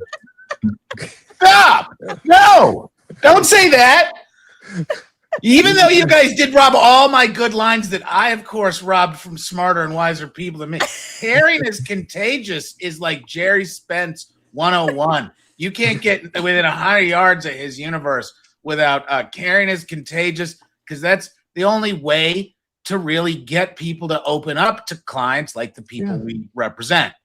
Like people are, how do you represent people like that? Well, first how of do you all, not? Yeah, well, first of all, it's easy because it's the state's job, and the vast majority of people have no idea how burden of proof actually works. Like they can tell you, oh, state's got to prove you guilty beyond a reasonable doubt. They have no idea what that actually means. But the only way you can get jurors to open up or the best way that I found is to do the caring is contagious. And it's brutal when you lose. Like it's awful. It's good, man. Winning a trial, I'll be the first to tell you, there ain't a lot of feelings like it. Everybody makes it's as good as like it's pretty amazing, man. You win a good trial where you're involved, it's huge. Like I get goosebumps. But the losses, dude, gutty. It's one of the worst parts about this industry is we don't prepare people for it. We have so many young lawyers that get involved and kind of get tossed in some stuff that emotionally is really hard. I think it goes a lot along with our own issues as criminal defense practitioners and why we have such increased rates of some depression, substance abuse, stuff like that, because there aren't a lot of other jobs where you're fighting the overwhelming power of the government for someone that is accused of a crime. Half the time they owe you money because, hold on, what's your business? You give credit to people who were accused of crime. Great business model. Really, really good business model right there, fellas. And then to lose, to have someone sleep in prison for the rest of your life because something you had something to do with. That ain't a barista job. Not that I don't appreciate a fine coffee. Amen to that. And by the way, I'm getting dissed in my chat because I haven't properly introduced you. That was my fault. I'm sorry. Oh, no, you don't have to apologize for anything. Stop apologizing to me. You apologized on the Twix, too, for somebody else's crazy behavior. Oh, that was uncalled for. Go ahead. You do the introduction. I have to leave, actually. Well, I thank you so much for coming on. He's got two dealers behind him that are being like, "Come on, man! I'm never getting a tip." This is my pinball machines, guys. Oh, this is your pinball. Oh, yes. I don't gamble. I don't. You are not in the casino. Money. I do not gamble. Gotcha. See you guys later. Doug. Thank you. Good luck. Give money. Yes, thank you. Thank you. Well, hello, Josh. Hey, y'all. I thought Ian was going to be coming on too. I saw him in the chat. I just tried to message him to see if he was having some issues with the link or something like that. But he should be stuck at the border because of something Trump probably said. It's that Canadian internet man. They're probably like, wait a minute, this guy is. It's only 70% wait a minute. American internet. So. So the very first most important question I have for you, Josh, and for those that you don't know who Josh is, Josh does a lot of commentary on LawTube, I would say, both on. It's an interesting world these days. It is. And you are also an attorney. Yep. And my most important question that I have is, what is the name of your new family member? Oh, yes. We have Winnie, the Admiral Winnie, the Justice Admiral, is the brand new addition to the family. She is actually laying on the bed looking at me. She is very snuggled in after a big first day.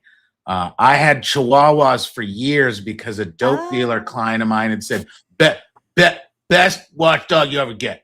You're never going to have anybody step on your land without a Chihuahua barking like crazy. And I was like, you're nuts. And he goes, no. Every dope dealer in Mexico has Chihuahuas. They're the best watchdogs in America. Get Chihuahua. And guess what? They are. Chihuahuas. I had a long-haired Chihuahua. Suicidal, kamikaze, and you live on 1,000 acres. And if you got Chihuahuas, they know someone's on your land. Like, they're the best dogs in the world. But after a couple years with just cats, it was time for a new puppy. Well, and I have to tell you, we have Ian Runkle of the Bailey. I had a bit of tech trouble in the back. I understand. I have to tell you, I am pretty excited to have you on because you don't know that I have followed you since you sat in the courtroom for the Johnny Depp Amber Heard case. And so that was crazy. It was crazy, yes. And so I'm super excited to have the one and only Ian Runkle on with me to discuss all the matters of Edrick Faust and try to raise as much money as we possibly can. And I also have to be on Potter watch sometimes because I get worried about that pooch too. Y'all with your family. Doing all right now. Well, that's good. That's good. The doggos are important.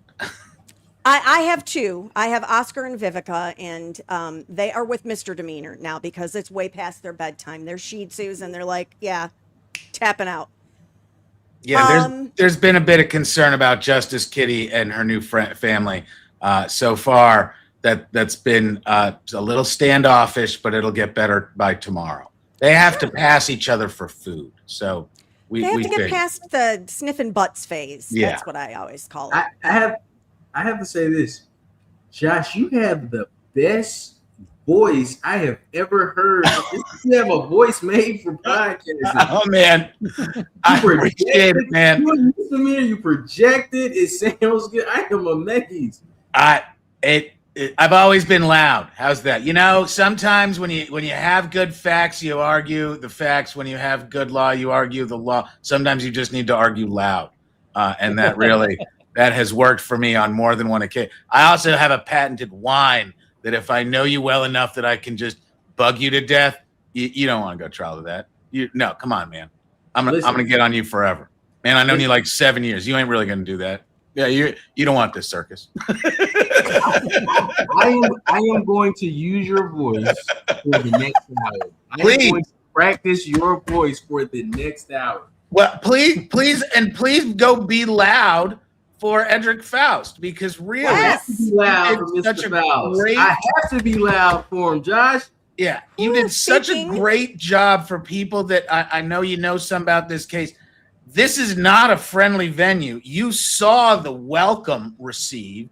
That you just can't understand what it's like going into a place like that until you've seen it done. And then to stand up for something that was so visceral for the community. This case originated when I was in law school. I was in law school from 99 to 2002. This was part of my law school experience. And then now, so long, decades after, Yeah. to see the problems come out of this, we need people to support attorneys like Mr. Cruz. We need people to stand up and support the justice community, because we don't have the resources that people think we believe, especially here in the South. Well, and you still practice law in Georgia, correct? Yeah, I've been a Georgia lawyer since 2002. We have multiple bars, and we also do the Virgin Islands stuff. So you probably have to be careful what you say, but I don't, because I'm just a citizen. And Judge Lisa Lott is a disgrace to the bench, and I will continue to say that as often as possible. And I want to make sure everybody knows what the donations, what's been coming in, and also to remind everyone again, any super chats during this live stream, I am not keeping those. Those are being directly donated to Edrick Faust's fund for his appeal. I am not in this for the grift. I have a career. I don't need your money. I just need you to donate to help get justice for not only Edrick, but also Tara. But let's talk about some donations real quickly here. Anonymous giver, $120. Nice. Cat Well Nat done. Williams for the Doug Hour, $25. Venus Blue Cupcake, $10. As I said before, I'm a local. I was 19 when this happened. I am 44 now.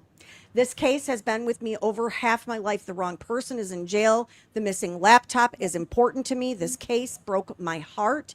An anonymous giver, mostly just because I don't know who Josh Schiffer is, but now I'm on your side, $5. Thank you. Thank you. So let's talk about the laptop. Can we talk about the laptop? Absolutely. Mr. Boss has given me permission to talk about anything that you all would like to. So where do we think the laptop disappeared to? So that we don't know. I didn't have anything that nature in discovery, but I can tell you this. My thoughts on the laptop, and I talked about it in closing. And Josh, this is your voice. It was a very personal item. It was an extremely personal item. I can't get your cadence though, Josh. I'm gonna have to slow it down. But you were amazing. I'm gonna practice though after this. But the laptop was an extremely personal item. Something that didn't come out in trial, or may have come out in trial. I don't remember. But there were two things taken from the house. It was the laptop, and it was the laptop documents. Okay. The laptop, we don't know where it was taken from in the room, but the documents, what we know from Ms. Baker, she was very organized. The documents were in a file cabinet. Okay, the person went into a file cabinet and took out the laptop documents as well, based on what was discovered. Right? Really? Correct. And that's why in the trial we argued, as much as we could, this to us, our opinion, based on the evidence, was that this was a personal case. There was jury in the house. Ms. Baker had jury in her ears. There was money in the house. At the time, the electronics, obviously at the time, they were newer electronics. There were electronics in the house. For a stranger to come into a home and say, okay, I'm going to commit a crime. I'm going to clean the house up, because we reiterated that point over and over. This person took time, not knowing who would come home. We're going to clean the house up. We're going to leave all the money. We're going to leave all the jewelry. Then we're going to leave, and the doors are going to be locked. There's no blinds up in the home. This to us, it was personal. A laptop is very personal. What's on a laptop, right? Our laptops are just like our cell phones. And our cell phones have everything. Laptop have where you're going, what you're looking for, who you're talking to. I think chat was big back then. AOL Messenger was huge back then. It has a lot of personal information. So where it went, we don't know. Law enforcement didn't know, right? But what we do know is that no one would break into a home, a stranger, and say, out of the money, out of the jewelry, out of everything else in here, we want the laptop and the documents. That's the part that, come on. How would you even know to look for the documents there unless you knew her personally, and whatever those documents were had some sort of meaning to either her or you or both of you? Right. Yeah, this case was a case that's going to stay with me for life. I think almost all of my clients stay with me for life. But this one, again, like I said, it's a traumatic case, and this is a unique type of trauma. I think when you pick up criminal defense, there's going to be some trauma based on what you see, what you have to deal with, or what you have to hear. I never envisioned the trauma of, feeling that my client isn't going to be able to really put on a case and talk about things that he should talk about, or the feeling of, hey, we're really getting beat up here for no reason, or the feeling of, this is 2 versus 1, right? And I've dealt with some difficult judges, but I've never had a judge that I felt where I could say this judge is just unfair, right? You could assume, all right, the judge may not know this area of the law that well, or the judge doesn't like this particular case. But just to say a judge blatantly you just feel, okay, this is blatantly not fair. She wouldn't let you talk. There were times, Mr. Cruz, she did not allow you to argue your case. Ian, were you going to say something? I'm sorry. Oh, just, you watch the trial and it's kind of one hand tied behind your back by the court. It's not a lot of fun. At all. And it was just so obvious. That's why I have no problem dragging her name. Well, I don't. It bothered me a bit. I think that, we've all dealt with, pretty awful judges. I clerked for a legendarily difficult judge that literally you say her name in parts of the state and then you get patted on the back and I'm sorry. And I think I go back to some of the stuff that like Nelson Tyrone and some of the guys talk about where it's leaning in and when you can't change that from a judge who is punching you like a kitten, and it's just awful. You can't stand up and scream and yell and do the honor thing because you're going to just get punched again and you're not going to win that fight.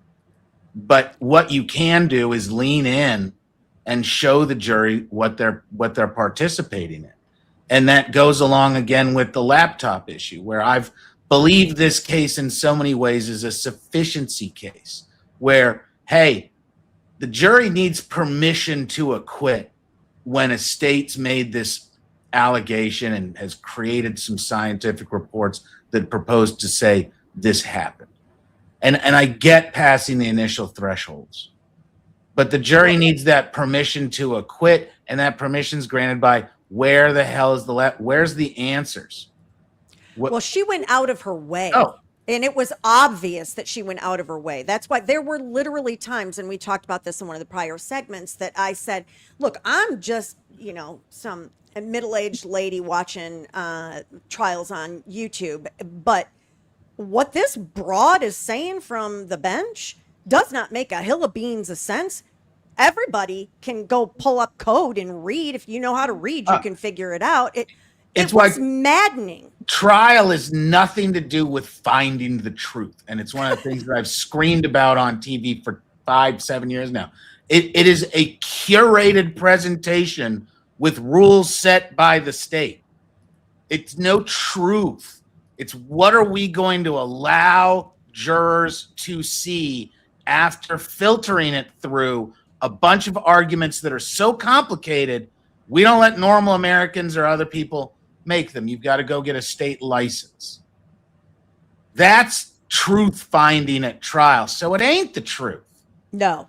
And we haven't seen the truth come in so many cases now, especially the more high profile contested ones. And it goes all the way up to the politicization of our Supreme Court. I'm a big fan of a professor, Eric Siegel, who writes, it's not a court anymore. We've given up the idea that it's a court because courts will find a way to exercise their dominion and wishes, even in its most abject cruelty, to ensure control over the nation.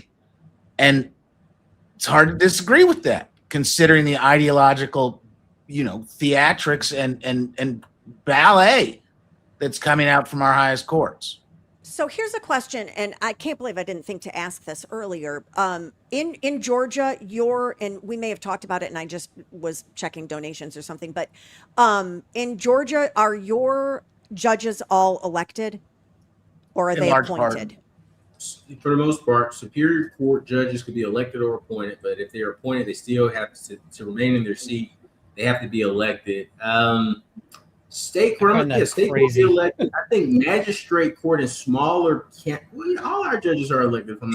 In Georgia, it's all elected, including now chief magistrates of counties, and then cities. Of course, that's totally different for cities and county. That's different. But the state court, Superior Court, Court of Appeals, Georgia Supreme Court are elected. But Georgia has a very long tradition of the governor having the privilege of appointing judges. And if you are a judge that agrees with your governor, you are most likely going to get elected and then during your term announce your retirement so that the governor can pick your replacement. If you do not like the governor, you announce at a different time and say, we're going to have an open election for this judicial seat. But let's just be straight. Georgia's been triple red for 30 years. It is a very effective political tool that some of our governors have wielded very wisely. Some of them have appointed a couple of turds in the punch bowl. Well, we watched one. Her turd was so bad, she didn't even try to cover it up with a robe every day. And we have zero judicial accountability. Our JQC, who I'm very honored to know many people associated with, they'll tell you, powerless. Absolutely powerless. Why is that? They will not give the JQC the power to actually enforce discipline. And the worst things that you could imagine get turned into confidential, you're going to quit. And that's it. Like the secrecy involved in it makes FISA courts look like it's happening on Broadway. Oh, wow. Secrecy, I didn't know that. corruption. Oh yeah, it's awful. It's awful. Hell, we had a Court of Appeals judge write the will for an elderly person and then make himself the beneficiary of it and take the money and basically say, yeah, you're allowed to do that. And he stayed on the court while he did it. Like there was stuff there's stuff where you're like, no. That's like day 2 of ethics, man. Like self-dealing. Yep. Don't. Yeah, no, I mean that's that one's pretty pretty obvious in terms of the ethics problem. We we had that in our ethics class, and it was just like, okay, anybody who gets this question wrong should seriously consider whether this is the place for them. Yeah. Like, Wow. That is mind blowing. Wow. Don't you feel great now, Mr. Cruz? Well, remember, Georgia's the state that has in a death penalty litigation the dicta, actual innocence is not a bar to execution. That is real. That is a real ruling from, they ended up naming a park after the guy because it was that, are you kidding? Literally, the quote is, actual innocence is not a bar to execution. I mean, I'd name a park after the guy too, but it would not be a nice park. It would be like, we ended up getting it'd be a trash field. better funding for our public defenders, which this is during my career. I became a lawyer in 2002. During my career, we used to have a public defense system where you got, in certain parts of Georgia, $50 a case, no matter what, like $50. And that was it. You got $50. Traffic ticket, $50. Death penalty, $50. And you can go read the court of opinions. There were lawyers falling asleep at the table during death penalty, and you would watch courts create, justifications for why, and man, it's totality of the evidence. There was harmless error that the guy was drunk and asleep the entire time. Yeah, man, this is Georgia. It was harmless. That's terrifying for me, though, when it comes to Mr. Faust's opinion. I'm happy that you shared that because I don't think people understand when it comes to appeals. And I hate to say it this way, but it is extremely difficult a lot of times if you don't have the right issues. Now, this is the beauty of Mr. Faust's appeal, though, because you share some troubling things. The beauty of Mr. Faust's appeal is that it is an overwhelming evidence. And that is the thing in Georgia that gets a lot of errors. The court said we don't care. It's overwhelming evidence of guilt. It's harmless error. Here, this is a case where, of course, I'm the attorney, so I may not be the best person to say this, but my belief, this isn't a case where it's overwhelming evidence of guilt, right? We have the 3 profiles. We have it's no eyewitnesses. This is a case built on completely circumstantial evidence, right? But that is terrifying hearing that. And that's why I mentioned when I said some great appellate attorneys in Georgia, there are, but that's why we want the cream of the crop. We get the cream of the crop because there's a lot of attorneys in the cream of the crop. I just happen to know one amongst many. But that's why it's so important with this case, because as Mr. Schiffer is saying, as Josh is saying, you see these things, you get upset, but truth be told, nothing may happen based on what occurred at the trial. I didn't know the JQC was. JQC isn't. And the issue with appellate law and so many is, and it's good because this is kind of the benefits of social media. They're receiving more attention and more people are educated about what's going on, right or sometimes wrong. I'm not going to be the apologizer for the YouTube universe. There's some awesome that flows from it, but there's some "are you kidding me" that comes out of it. But by paying more attention, by having the bigger conversation, a case like Edrick Faust, which might have just literally never been heard of by anybody but a select group of people, now is getting exposure. And I hope that the appellate issues, because I'm a little bit familiar with what you're looking at, you've got some really good issues that are ripe for right now because of the way, oddly, a really conservative court in Georgia is evolving. You've got some good questionable science. Hey, I'm not saying this, I'm just asking questions, defenses. It's a good court for this case at this time. One of the questions I wanted to ask you, Mr. Cruz, is that there were moments in the courtroom when the slides were being, as I call it, fondled throughout the entire jury, and then they were crumbling in the hands of, because they had been shipped and were broken, the glass slides. And please tell me what that moment was like in court, because watching it was awful. I'm like, sure. What? So I'll tell you this. The The idea behind that person, it was my idea. I'm the one that decided to. I'm not saying it was a bad idea. But this is the thought behind it. I wanted the jury to personally see the quality of the evidence that they had. Yes. That was the goal of passing it around. Now, to answer your question as to how it felt, in trial, you have to be numb. And because in trial, the very first thing you have to keep in mind is that somebody has trusted you with their life, right? So number one, you have to be prepared because it's someone's life in your hands. They have a family there, people that love them there. Two, with the way Mr. Faust's case was handled, I had to become numb to everything. Because if you notice the first couple of days at the trial, you can see my frustration. But as the trial went on, I had to kind of numb it out. So when the slides broke and the juror said, oh my goodness, this slide just broke.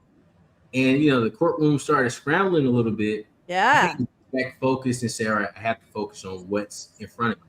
So truthfully, it happened. I had to kind of push it out of my head and get back to work. But after the fact, obviously, thinking about it now, I think that numbness kind of helped me because I can imagine just in a regular case something like that happening, or being a newer attorney or something like that happening.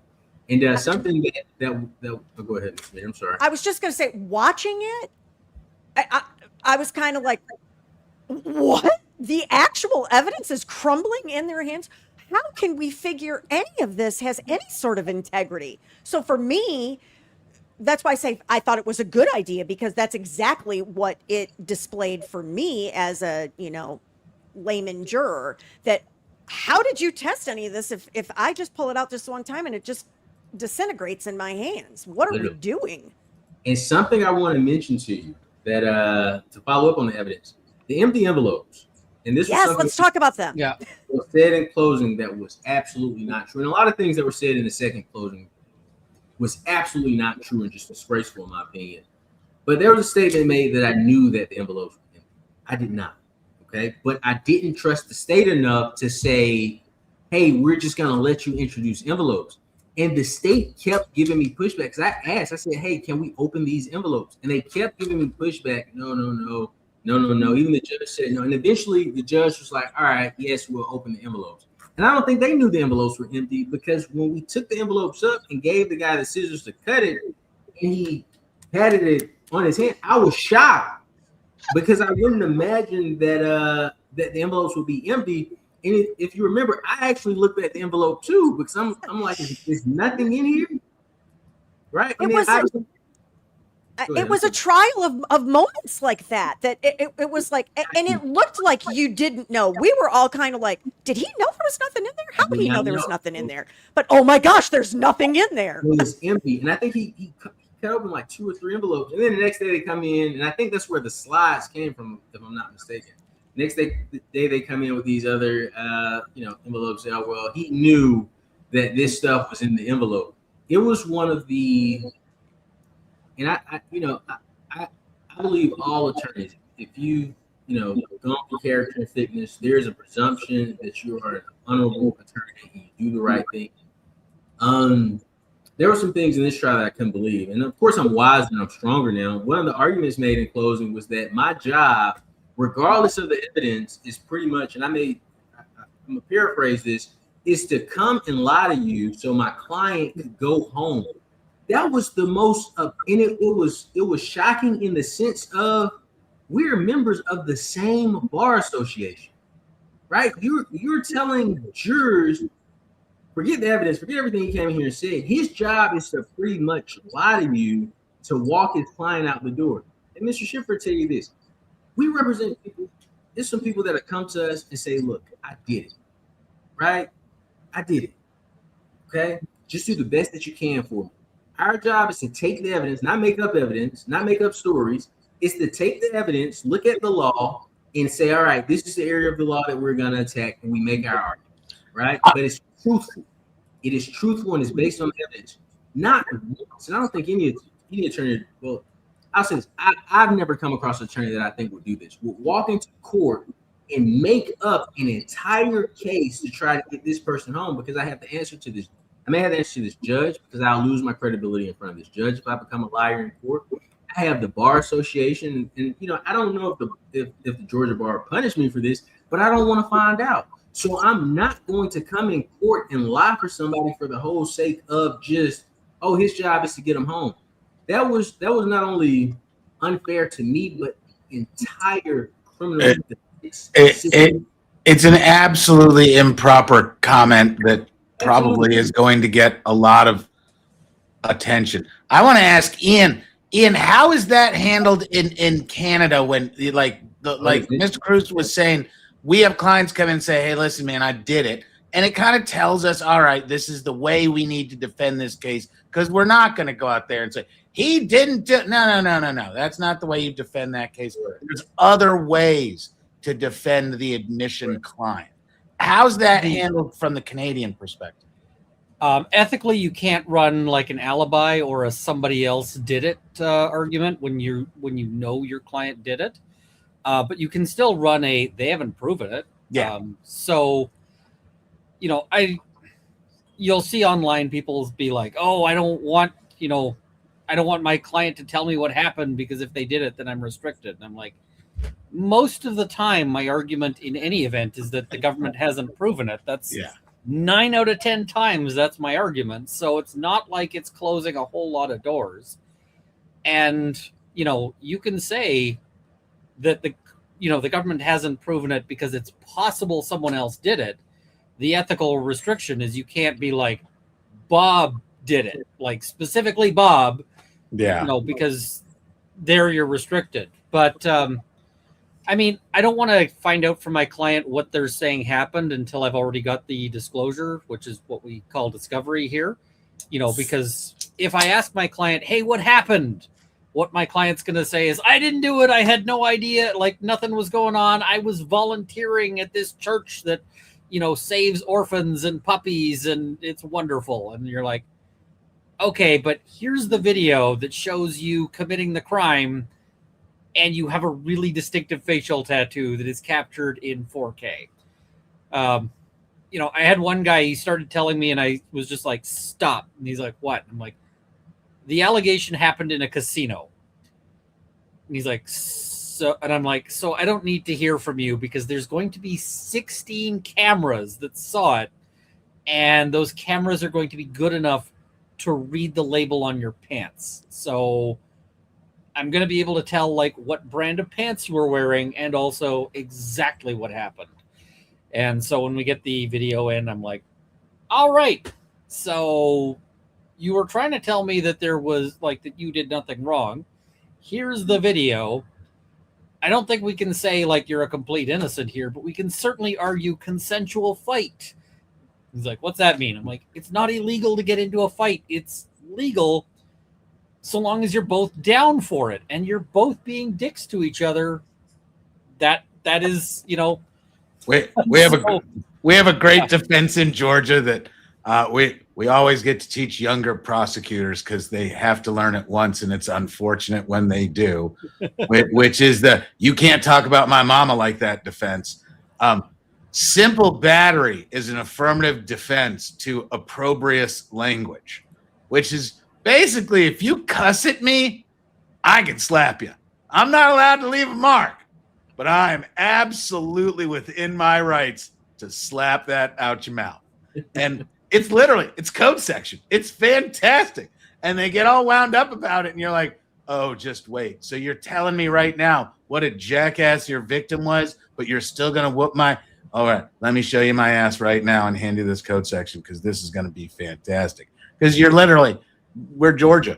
I'm allowed to punch you if you talk about my mama like that. You also illustrate the number one reason why I tell people, no matter what you want to say, don't say anything. They gave you the Fifth Amendment right to remain silent in the United States for a reason, because what you just said is, hey, so let me tell you what I didn't do, and let me tell you I'm innocent. I'm innocent. I'm innocent. And I tell every client, what does the guiltiest person in the world scream when they're confronted? Oh, I'm innocent. Oh, yeah, I didn't do a damn thing.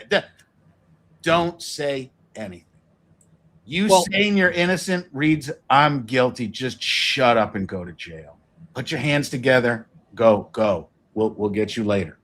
And you know what? It's easier to get them bail when they haven't made some stupid confession.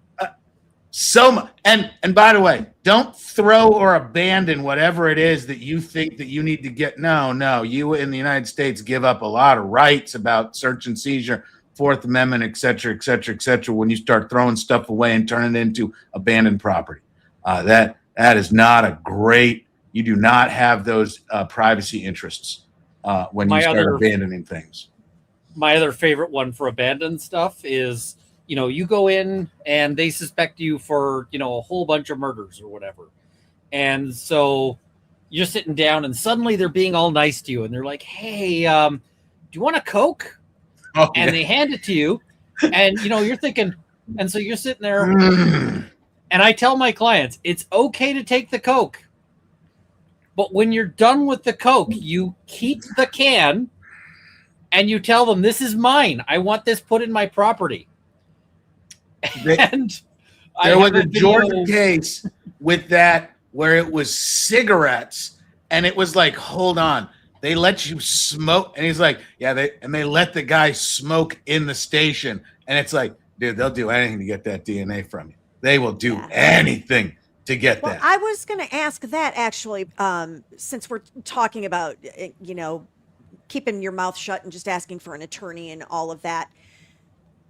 Didn't Mr. Faust, I feel like there were, we as watchers didn't get the full version of what the questioning was. It was snippeted in certain pieces and that. What was that all about? I guess that's where I'm going with it. Because it was it seemed much, much, much shorter than what the actual interview was. So some things about law couldn't come in, just based on the rules of evidence. Some things about law couldn't come in. But I'll tell you something, this is the strongest issue in Mr. Faust's appeal for me. And if I have that, I'm sure when I have the opportunity to talk to the appellate attorney, I'm gonna say if you only have time to tackle one issue, this is the issue you need to attack. So we filed a motion to suppress DNA. So the way this all came about, there was they did a DNA hit via CODIS. Okay, they got a CODIS hit on the. I'm not even call it CODIS hit. They got a true allele match via CODIS, and at that point, despite having Mr. Dalton's DNA, right? They go all in on Mr. Faust. Okay, when they go all in on Mr. Faust, and you all didn't get to see the search warrant. The search warrant for his DNA. It is very bare. They don't accuse him of anything in the search warrant. They just give the details of the crime. But what they put in there is that, hey, we got this CODIS hit. Okay. And they say, based on the CODIS hit, there is probable cause to believe that he is the person that committed this crime. Mind you, they don't mention anything about the other DNA. Let's be clear on that. The other two. They don't mention anything about it in the search warrant. Yeah. So our argument was that pretty much the search warrant was inefficient because you're not accusing him of anything. We have multiple DNA profiles. We're taking this guy saying he's the person that committed this offense. Obviously, judge denied it. It was enough. GBI, come to find out, and Cat Knight Williams probably saw this. We ended up filing a motion for reconsideration because GBI had this policy, if I'm interpreting policy right, that said that when there's a mixture, DNA mixtures, a CODIS hit is not enough to do anything. You have to have confirmation. They didn't have confirmation. No. And we put this in our motion. A threshold issue. Correct. We told the judge this, and of course, like I told you, just political case, it got denied. Shock. But our position is and I could be wrong, right? The court decides. If the judge looks at this issue and the right witness is called in at the motion for new trial to flesh this out, if the analyst says, hey, yes, this is what this section of our policy means, right? His statement doesn't come in at all. Yeah, no, that's a good exclusionary issues. Correct. His statement doesn't come in at all. And if the evidence in this case is simply, him saying he didn't know her in the DNA, according to what I've heard some jurors have relayed to other people. Well, you take one big chunk out, and now you only have the DNA, but also 2 other DNA profiles. So how do we say that this is the individual we have? If we would have won on that motion, in my opinion, and I don't know, there was a lot going on. Maybe they no matter what we did, maybe they would have said, all right, we're going to find him guilty anyway, just to close this out. But it is almost a juggernaut case, a case that you typically don't see in criminal defense, where everything is pretty much in your favor. So when it comes to interview, I wanted to add that piece to it, because that is one of the things when it comes to the appeal. I'm going to say, look at this. If we interpreted this right, if the law we presented is right, look at this. And the beautiful thing in Georgia, there's a lot of undecided issues, right? The CODIS is one of them, right? When we were looking to try to figure out in Georgia, all right, how does the law look at a CODIS hit? It's not a case that addresses CODIS or true allele in that context, right? So that is one of the issues. But that's to answer your question. That's why the statement was chopped up like that. But also too, the statement is something on appeal that will hopefully be one of the major issues that they look at. Yeah, it was enlightening to see how he was questioned. I was less interested in what his responses were to the questions. I was more interested in what was he being asked and how was he being asked it. And I found that to be very telling in watching it. Mm-hmm. Oh, yes. Mm-hmm. They were trying to trick him a whole lot. Why did somebody see you over there? Why is your DNA in the house? It was a couple of things that they said that just they were trying to trick him a lot. I just leave it at that. Even the question about Ms. Baker, they really didn't give him any information to go off of. It was just, hey, it's just a cold case. Have you seen it? It was one of the biggest things in Athens. And you tell somebody that, what do you expect? What do you expect? Right? Did he remember meeting her or anything like that? They Did he ever say? They didn't give him an opportunity. They just pretty much, they didn't show him a picture. They didn't tell him a name. What they gave him was just biggest cold case in Athens. Eventually, he's going through memory. He says, I think he said the lawsuit, if I'm not mistaken. I could be wrong. But this is one thing we showed the jurors, and I don't know if they showed it on TV. What was that? I'm sorry. The law student. Oh, law student. Okay. But did he still to this day doesn't remember actually meeting her or spending time with her or anything like that? So this is what Mr. Faust told me. I don't know if you've ever heard of Wilt Chamberlain. He's a basketball player. And but Mr. Faust, as he said, he's been with a lot of women in his lifetime. I'll just leave it at that. He said he's had more probably encountered. I was wondering where that was going, and it's like, oh, right there. Correct. So even some people that were potential witnesses in the case that I would ask him about, female wife, he wouldn't be able to give me. He'll say, I don't remember this person, right? And they remember him. They said, hey, this is my relationship with him. He lived. I get it. Hey, I lived in my 20s too. So I mean, I get it. That's why that's kind of what we all watching the commentary was, that we're like, I mean, are you going to remember if you had some quickie with someone and you're like, hey, I think it's fair to say people have a variety of different experiences with nothing being unbelievable. That's true. That is true. And you don't have to have some big, huge connection that you're like, oh, we're going to spend the rest of our life together. It's like, some people's body counts are sacred. Some of them are just a rounding error. So that's hilarious. But yeah, so I'll put it this way though. But even with the newspaper piece, we showed the jury, and we showed Mr. Melton. It was actually one of the questions we asked him on cross-examination is, is this how Ms. Baker actually looked? The article that was circulated was a glamour shot. I mean, it was amazing. We would show, people in the office, our staff, all right, look at this person, look at this person. Like, oh my goodness, right? Still beautiful, beautiful soul, beautiful person, and everything we know. But the person he would have seen on the matter of fact, perfect example, my headshot. right, that you used. I'm bald headed. I probably look the same. But 10 years from now, 15 years from now, I'm probably going to use the same headshot, and don't judge me.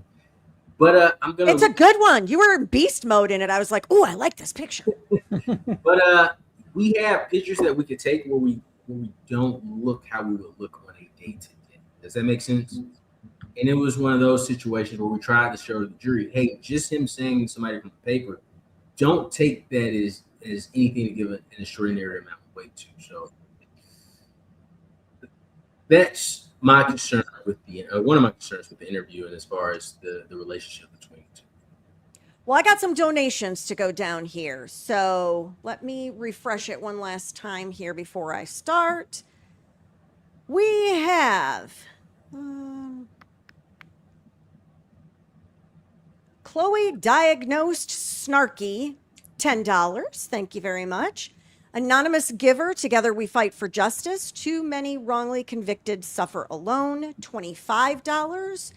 Amber, sending you strength, hope, and support as you continue to fight for justice. I'm hoping the legal process ahead brings you the fair process and outcome you deserve. Keep up the good fight. $50. Rihanna Prestige, I'm not sure. I'm probably massacring that. Free Faust, Can't Stop, Won't Stop, $50. Thank you. Anonymous Giver, hi, Mr. Cruz and the rest of the crew. Cupcake Karen here, still spreading the word. Glad to give on this night. Tell Edrick we are still thinking about him. We are still fighting. $100. And Anna J, $25. So thank you so much to all of those individuals. And you all, we're raising so much money tonight. Like, thank you. Yeah, the struggle's real, people. Like, Yep. I'm grateful. I am grateful. Thank you. You do this job, and one of the saddest parts is looking at people who have great cases going, listen, I got bills I got to pay. I got other clients. There's so much need out there for people with such legitimate cases, such legitimate claims. It's not, no one's out here saying, oh, this system's super fair and works great. No one.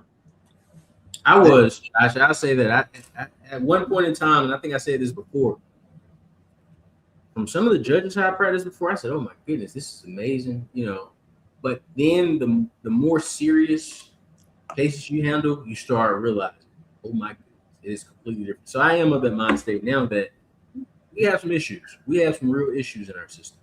And that's the efficiency of how well our system protects itself.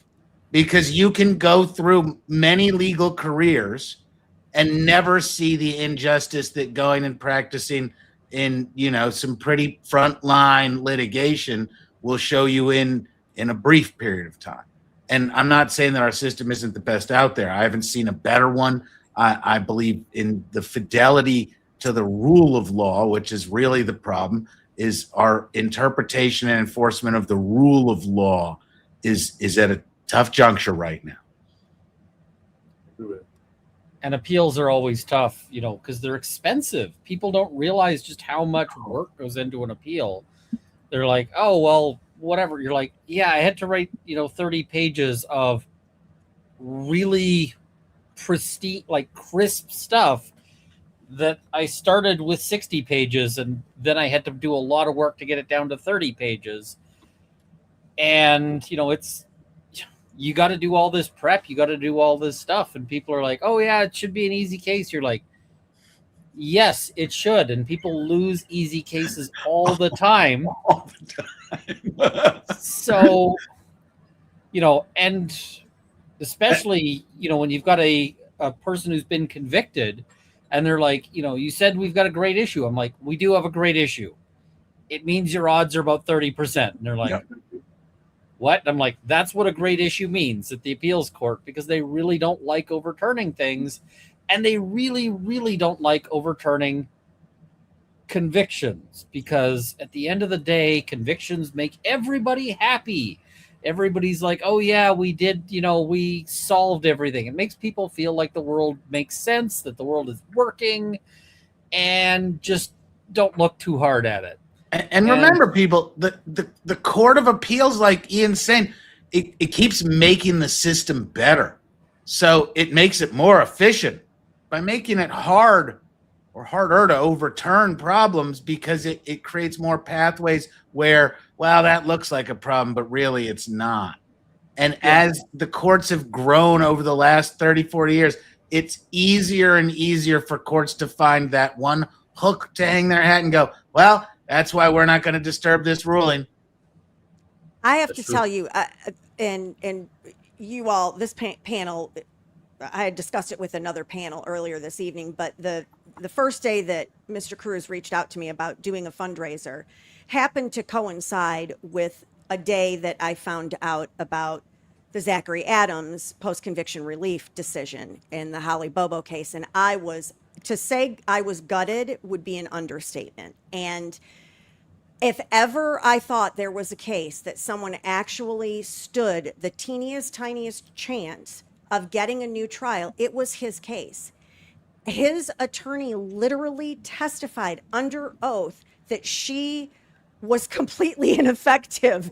That was just one of the prongs that was presented.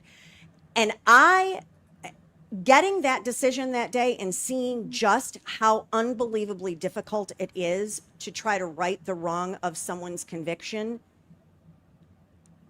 If you haven't followed or haven't been a part of it before, like I hadn't, and this is my first go at it, it's devastating. To realize just how much of an uphill climb it is to get something through the appellate system.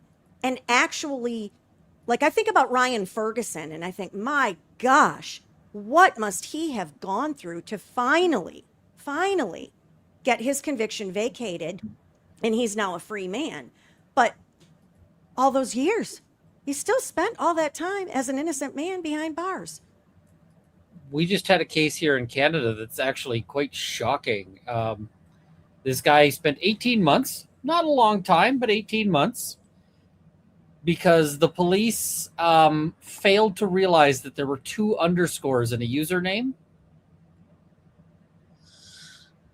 So the username was Fusroda from like Skyrim, and one guy made a username, but of course, because it's a common thing, everybody's making the same username. There's only so many things, so it was Fus-Ro-Da, and then the second person made a username where they put a second underscore in, and the police didn't realize that, and so they just typed it in with 1 underscore.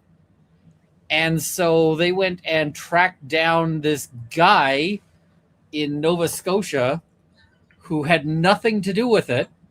Meanwhile, the actual offender is some dude in California who probably has read everything on the news and gone, right, it is time for my computer to like get ground into dust. So they're never going to catch this guy. But they go to the guy in Nova Scotia. They search his computer.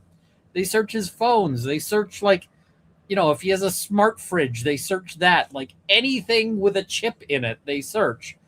And they find not a single piece of evidence. Nothing whatsoever. So they actually determined that means that this guy must be doing it and must be super clever about how he's doing it. The absence of evidence proves it's him. They actually were using it to like try to, to punish him harder, saying this guy is extra clever. And it's like factual innocence can actually make things worse. There was another person who got wrongfully convicted in Canada, and he had several parole decisions where they said, we would give this guy parole, except he is unwilling to admit that he was, that he committed the offense. And so he's unwilling to take responsibility. And we would give him parole if he were to do that. And then later they get DNA on this case, and they're like, he had nothing to do with it. Yeah, literally the guy's sitting there and they're saying, you can go home if you just say you did it. He's like, no, man, I didn't do it. I didn't do it. I've been sitting here in prison, and it was for decades. It was like 18 years or 20 years. It was a ridiculous long period of time. and literally could have gone home if he admitted it. And he's like, man, I didn't do it. And then finally the DNA comes out, and it's like, you've got to be. Georgia's in the same bucket. We have, Ashley Merchant, Andrew Fleischman. They can tell you more stuff about the long-term exonerations going on in this state. There's a backlog of exonerations. That's how bad it is. They keep finding them, and they're not running out anytime soon. LWOP and the felony murder rule in Georgia, and I know we got to quit here. LWOP and the Georgia felony murder rule are just make a laughing stock of justice. I represented a kid years ago that eventually Ashley got a great appeal on, where he was just driving in the car when the other guys go inside, do the dumb robbery, gets popped, and then the judge ends up making fun of him because he's got gold teeth. He had grills. That was the reason we ended up getting the appellate, because they didn't want to mess with felony murder, because felony murder is the biggest giveaway to lazy prosecution and lazy criminal justice that they've ever invented. And I urge people, go talk to people. If you're living a felony murder jurisdiction, it's just a disaster. It's horrifically cruel. They tried to implement it in Canada, and the courts were like, nope, you need a higher standard for that. When people sit down and hear how it works, they're like, that can't be constitutional. It's like, nope, totally constitutional. Rely on it every day. And by the way, when you go into the negotiations, you literally go in there like, no. This is a felony murder case. That's it. Like, that's it. That doesn't matter. Oh, you can win a couple of the other charges? Awesome. Was there a dead guy in the end? Awesome. We're done negotiating. Well, that's what Doug was talking about earlier. But it's because it happens. And it's like, wait, you don't want to hear about any of the violations of the No, we can put the cops there eventually, having found some way to be there. Dead body felony. You're done. Is that not what he was talking about, Mr. Cruz, earlier? Oh, yeah, that he had gotten his client off on all of the lesser charges and not on the felony murder. It's ridiculous. I hate to run. I've got an 11 o'clock coming up with a puppy and a little girl and a phone call. Thank you so much for far coming. Filthier than it should. But this has been an incredible pleasure. I'm super happy to pitch in. Please, everybody, donate some money. We need more help with these high-profile, difficult, but they're hard. They take a lot. And if they don't get appealed, then basically it's a ratification by the community that's okay. Thank you. Thank you so much, Josh. I'd love to have you back anytime. Absolutely. Holler at me anytime, y'all. Be good. Appreciate it. Thanks. Now, I actually am kind of. Oh, sorry. Go ahead. Go ahead. I was kind of sad I missed Doug. He was talking a little bit about, money going missing when it's seized. Yes. And there was a case here, a Canadian case that was kind of funny because they took a picture of this stack of money, this like giant stack of money. And then they were like, we seized $2,000. And so the lawyer actually went to the bank and was like, I need 2,000 ones. And got the ones and was like, okay, assuming every bill in that stack is a one, which they're clearly not because Canadian money is colorful. You can tell the colors. They're like, we got 2,000 and it stacks and it's less than a third of the stack that you see in the picture. And the court was like, clearly there's some evidence tampering going on here. There's a problem. They say it's $2,000. There's no way $2,000 is a stack that high. That had to have been at least 10. Where's the other money? And I don't know. If it was up to me, I'd probably have like a second police force whose entire job was just to fuck with the first police force. And there's actually been a couple of cities that have done this in the past because they had huge corruption problems. There was one where they were having huge problems with officers taking bribes at the roadside. And so they had other officers driving around in cars going too fast, and they'd hand up like, here's my driver's license and 100. And if the officer took it, it was like, hi, you're going to jail now, officer. And the officer's like, what? Wow. You know, this kind of thing I think we need more of to actually, you know, aim some of the policing. And I mean, just some of the things you could do for testing would be like, okay, so we are just, you know, turning over this car that, you know, we're saying was just seized, and now Officer Bob's job is to search it for anything. We know exactly how much, you know, money is in this. We know exactly what's in there. And if that's not what gets logged in, then Officer Bob's in some shit. Like, this kind of testing is the kind of stuff we need to do, but we don't do any of that testing. No. It's I mean, the closest we've gotten, of course, now is we have body cams. So I guess that's a step in the right direction. Well, and it was hilarious with the body cams, because when they first got introduced, a lot of the models, when you push the button, they're constantly recording, but you push the button and it saves the last 30 seconds and then starts saving. And so there were so many instances when the body cams first came out where you'd see an officer put something in the car and then turn on his body cam and then look through the car and be like, look what I found, it's drugs. And you're like, we literally saw you put that in the car on the video. Right.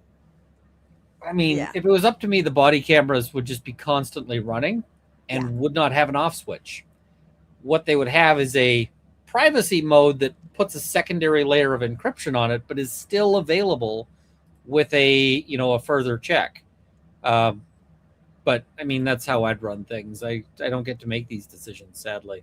Yeah, I agree with that, because how many times have I been watching body cam and you hear the officer say, are you live, or you on, or because they're not going to talk about what they really want to talk about right then. They're going to wait until they're not being recorded to do it. And yeah, I mean, I've worked in banking and finance, and I mean, when you work in banking and finance, you're recorded all the time. It just goes without saying. If you are in the building, you are being recorded, because we, you know, unfortunately have robbers and things like that. So we have to know people that come in and commit fraud and things like that. So you are constantly being recorded. We don't have some level of privacy because we're going to have some sort of conversation or whatever. No, you're recorded all the time. Yeah.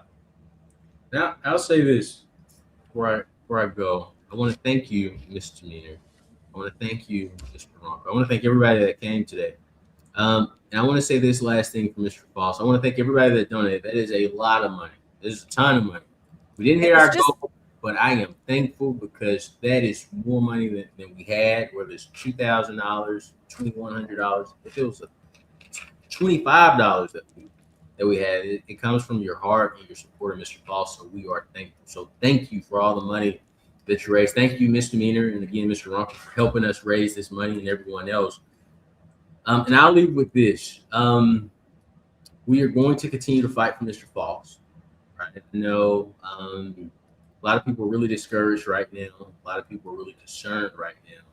But we are going to do everything in our absolute power to get Mr. Faust a very strong appeal. And I thank you all so much that have been with him for the last couple of months. I'm sure if he was here, he would tell you himself. But we know. Absolutely. Thank you. Thank you. Thank you. And every dollar you donate or that you have donated is $1 in the right direction. So I'm extremely thankful. Mr. Faust is extremely thankful. His family is extremely thankful. And you two are amazing. And everybody that came today. I'm so appreciative to everyone that agreed to come on here. You know, I'm a nobody, and it's not about me. So we're all nobodies doing the best we can for everybody, right? Exactly. And I had said that several times. I had some people reach out to me. I'm trying to get this person. I'm trying to get that person. And I said, well, it is not about me. It is all about Edrick and getting whatever he needs, and I am happy to do it. It's the best 4 hours I've spent in a long time, so I very much appreciate it. And I am happy to assist in any way I can. I would love to meet Mr. Faust outside. And we're keeping that going. You will. You'll have the opportunity to meet him. Thank you both. I hope you have a good night. And again, thank you for your time. If you ever need anything from anybody that came here, if you ever need anything from, please don't hesitate to reach out. I sent you the information for the family misdemeanor. I'll put that in the details. Okay. Thank you all. Thank you so much. Thank you. Thank you. Cheers. All of you that are still with me. Hang on, I'm trying to get my there's just the two of us now. Yep.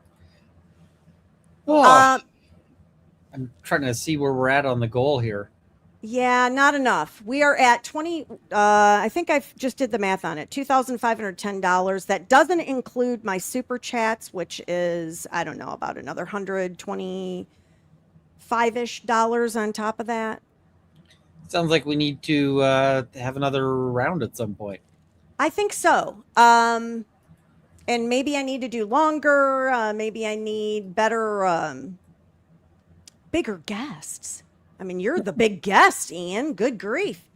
Let's chat. We can sort of talk about what what works, what makes sense, and I think we could probably make something happen. Excellent.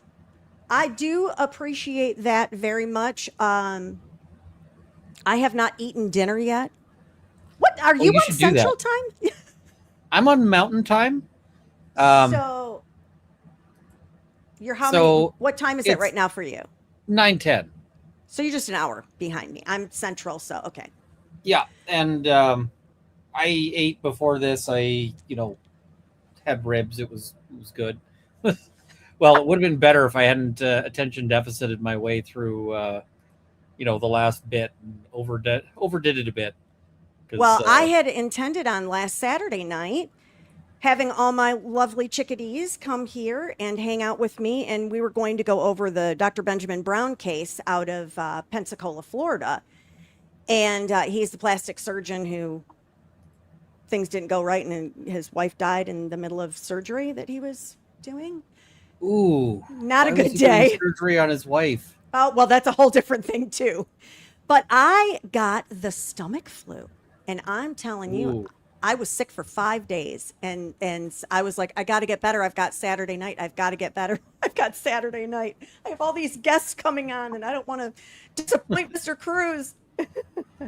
And yeah, I saw someone in the chat asking about Melanie Little. Yes, I did reach out to Melanie Little. Unfortunately, she had a conflict this evening, and so she couldn't join us. I'm certain if I scheduled something with her the next time around, she would graciously come on. Yeah, and one thing that is helpful is if you sort of multi-stream to different, people's, because at the end of the day, I can post on Twitter and so forth that I'm here, but more people will come in if it's going out to YouTube is starting to alert all of my all of my subscribers and so forth. So all of that is helpful as a possible future measures. So yeah, I don't did I block it from anybody being able to share it? Because if I did, it was completely unintentional. I don't have the restream this button. So so I wonder, I'll have to check in the settings. That was not intentional, because yes, I wanted as much, so I'll make sure to do that too. I'm going to write myself a note right now. Usually Kat gets me straightened out with that. She must not have noticed. Oh yeah, just always wrinkles and all of that stuff to figure out. So yes, well, I do appreciate your time. Like I say, I'm a nobody, but I want to try to make a difference if I can, and I'm ever so appreciative to everyone that agrees to come on my channel. I always say thank you, and it seems so small, but when you don't say thank you, it sure seems like a big deal. So fair enough. Well, I'm glad to be here. So thank you so much. I appreciate it. I will get in contact with you and we'll do something else in the coming weeks. Excellent. Well, have a good evening and cheers. Thank you so much. Alrighty, everybody. If you're still hanging with me, then you're probably one of my chickadees. You know how we always close this out. Thank you, first off, for everybody that donated. I can't say thank you enough. And lastly, you know how this goes. If you're new to me, then you might not know how this goes, but it doesn't cost a penny to be kind. So find someone to do something nice for today if you haven't already. And remember,